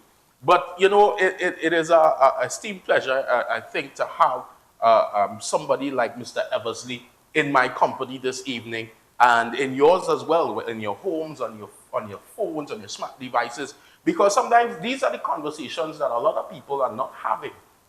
That, you know, the media is all about sensationalism. So they go with what is trending at that point in time, and then after that, because, you know, I watched the other day, this week actually, I saw how quick and hasty The media was the moment that they found out that the police officer that was murdered was your family member. And how fast the media came to you to have a conversation, because the rest of the family, one person said, you know, the family said no comment, but Mr. Eversley, you know, what you have to say. And then I sat back and I literally folded my arms while I was watching the clip. And about, I think, director, about 3 or 4 days, I had the clip in queue to play, and I played it. And I said to myself, you know, it is sad that we're running down sensationalism news. But for years, the same man has been given a plight, speaking outwards to the media, and that same tenacity and drive that they've been driving to come to talk to you because it's hot scoop bacchanal. We don't remember half of that. Because, you know, there may be a lot of younger persons who may have only seen then, because the media is carrying some of the other things that you're talking about, which is the realities and the truths, the things that people don't want to hear, you know. But I've said this, that, you know, on the start of this show, that this show will be a show that we speak about things that makes people uncomfortable. It would also speak about things that the mainstream media ain't want to hear. But when they start to hear it, is bacchanal. But this week here, Mr. Eversley, not astray. But this week here, we and I think you would know this because you would have also spoken to him, the Prisons Association head. Yeah. And talking about no uniforms. Something simple as uniforms since 2018. How isn't that making mainstream front page papers? It's not. No.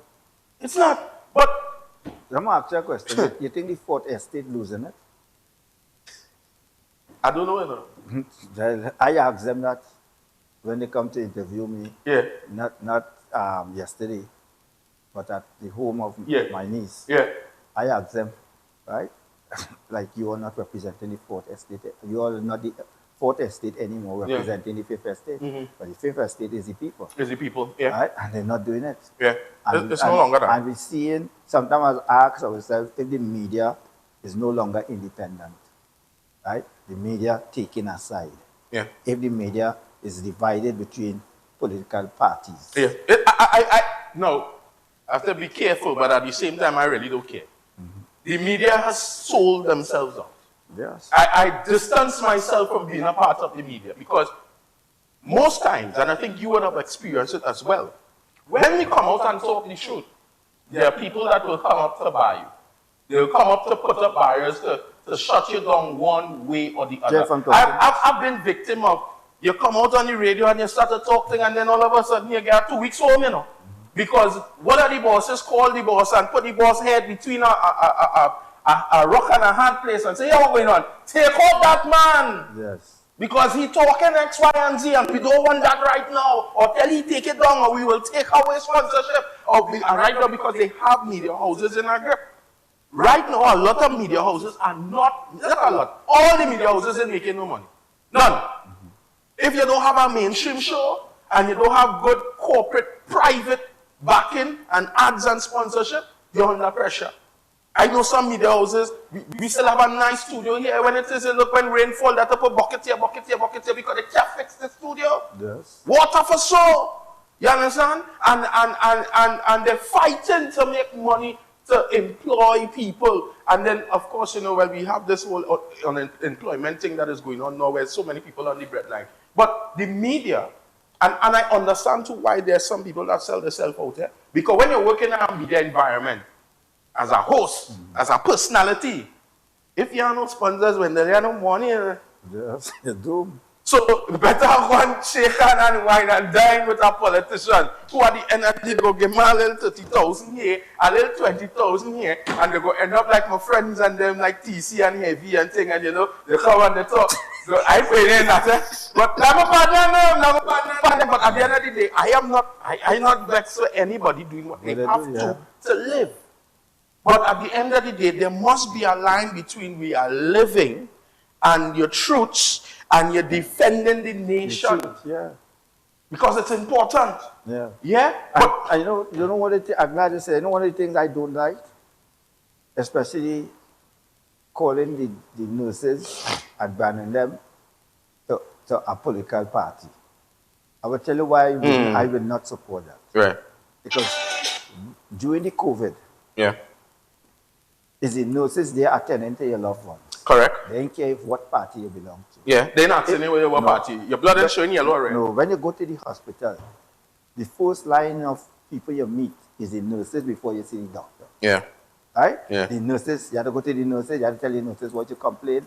The nurses go take your blood pressure, she will take your weight and all this thing, and then give you the thing to go and see the doctor. When the doctor finishes with you, they send you back to the next nurse. Right? And the nurses, we see all type of nurses. So when you brand them, I said, no, you can't, because the day or tomorrow you get sick and you cussing them and you go in the hospital, who are to see you? The same nurses on them. The same nurses. Same right? exact We nurses. should get away from that. Right? We should look at healthcare workers as professional workers, as workers for the people. And at the COVID time, the same corporal who was murdered, her mother died from COVID. Her mother was a nurse. Wow. Right? And she died attending to people. Wow.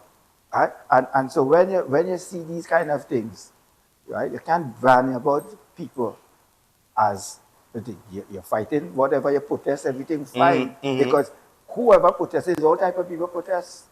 All type of people protest, but when it comes to the job, they will stand and talk to know that they want better working condition. They want the salary increase. Right? You might think get it today or tomorrow, but also you have to respect people's rights. You can't be want to take somebody down the drain and try to damage their character.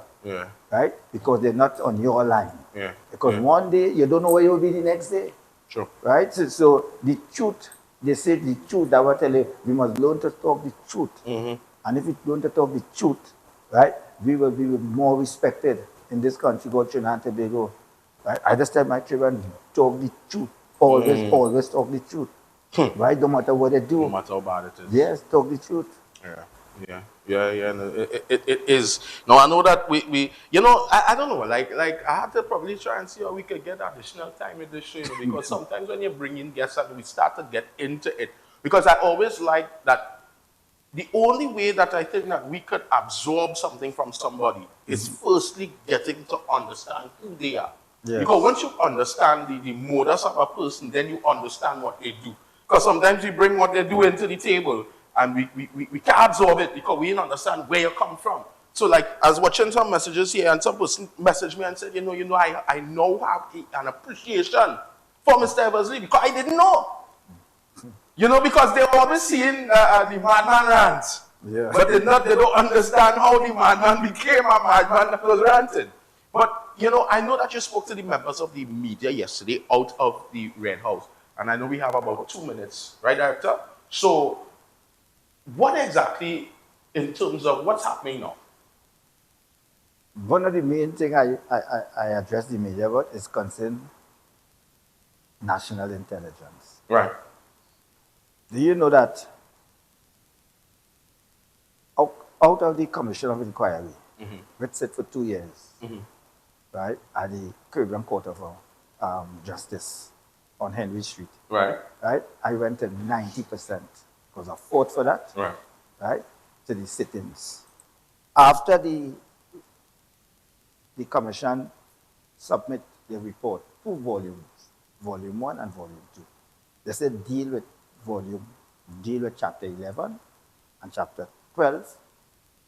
In the recommendation to the president that these 2 chapters must deal with privately and confidential. Right. The Prime Minister laid it in Parliament and said this will not be private and confidential, she will lay it for the public. Chapter 11 talk about the day itself. It also talk about institutions. Because back then, right, we had the Fort Squad and the head of the, not the Fort Squad, the special branch, and the head of the special branch used to report to the Prime Minister. To the Prime Minister directly, Right? We had no National Security Council, Center and all them different things. We never had that. Out of the recommendations, we see a lot of these things put in place right now. But chapter 11, that was chapter 11, they're not touching chapter 11. Wow. Right? And that's why, and I like how you talk about it, the media, right? If you ask media, journalists and reporters, if they ever look at Chapter 11 of the commercial report in 1990, this is where the children of our schools, secondary school, university, right? You go to university and you ask them about 1990, they don't know. Yeah. It has just happened. Some student in UWI, I don't know how they get my number, but they called me and they asked me they want to do a paper on me with 1990. Right? Wow. Because this is part of our country history. Yeah. Right? But I will always stand up for what is right. I don't care what consequences I have to face. And as I always say, when I talk the talk, I just walk the talk. And if I have to do it all by myself, I'm going and do it. You have right? to. Because I want to see this place a better place so that you can live in, I can live in, our children can live in. Yeah. Right? Because this is our home. Yeah, definitely. This is our home. Mr. Eversley, I think that we need a part 2 because you're a man of a lot of knowledge, and I'm learning as well as we go by. Unfortunately, we are out of time, and I'm definitely going to make sure that Mr. Eversley is back with us so that we can continue this discussion because it's a lot. So I will call this part 1. Yes. And we will look forward to part 2. Thank you so much, Mr. Eversley, for being inside with us.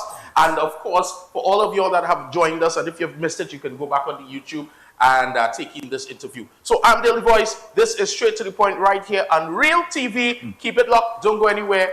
And of course, see you guys on Monday. Please the Lord. Bye.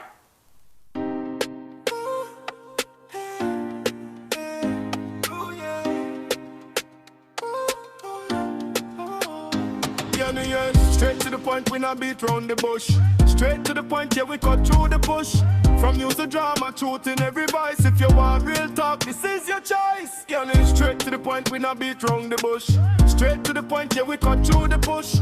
From news to drama, truth in every voice. If you want real talk, this is your choice.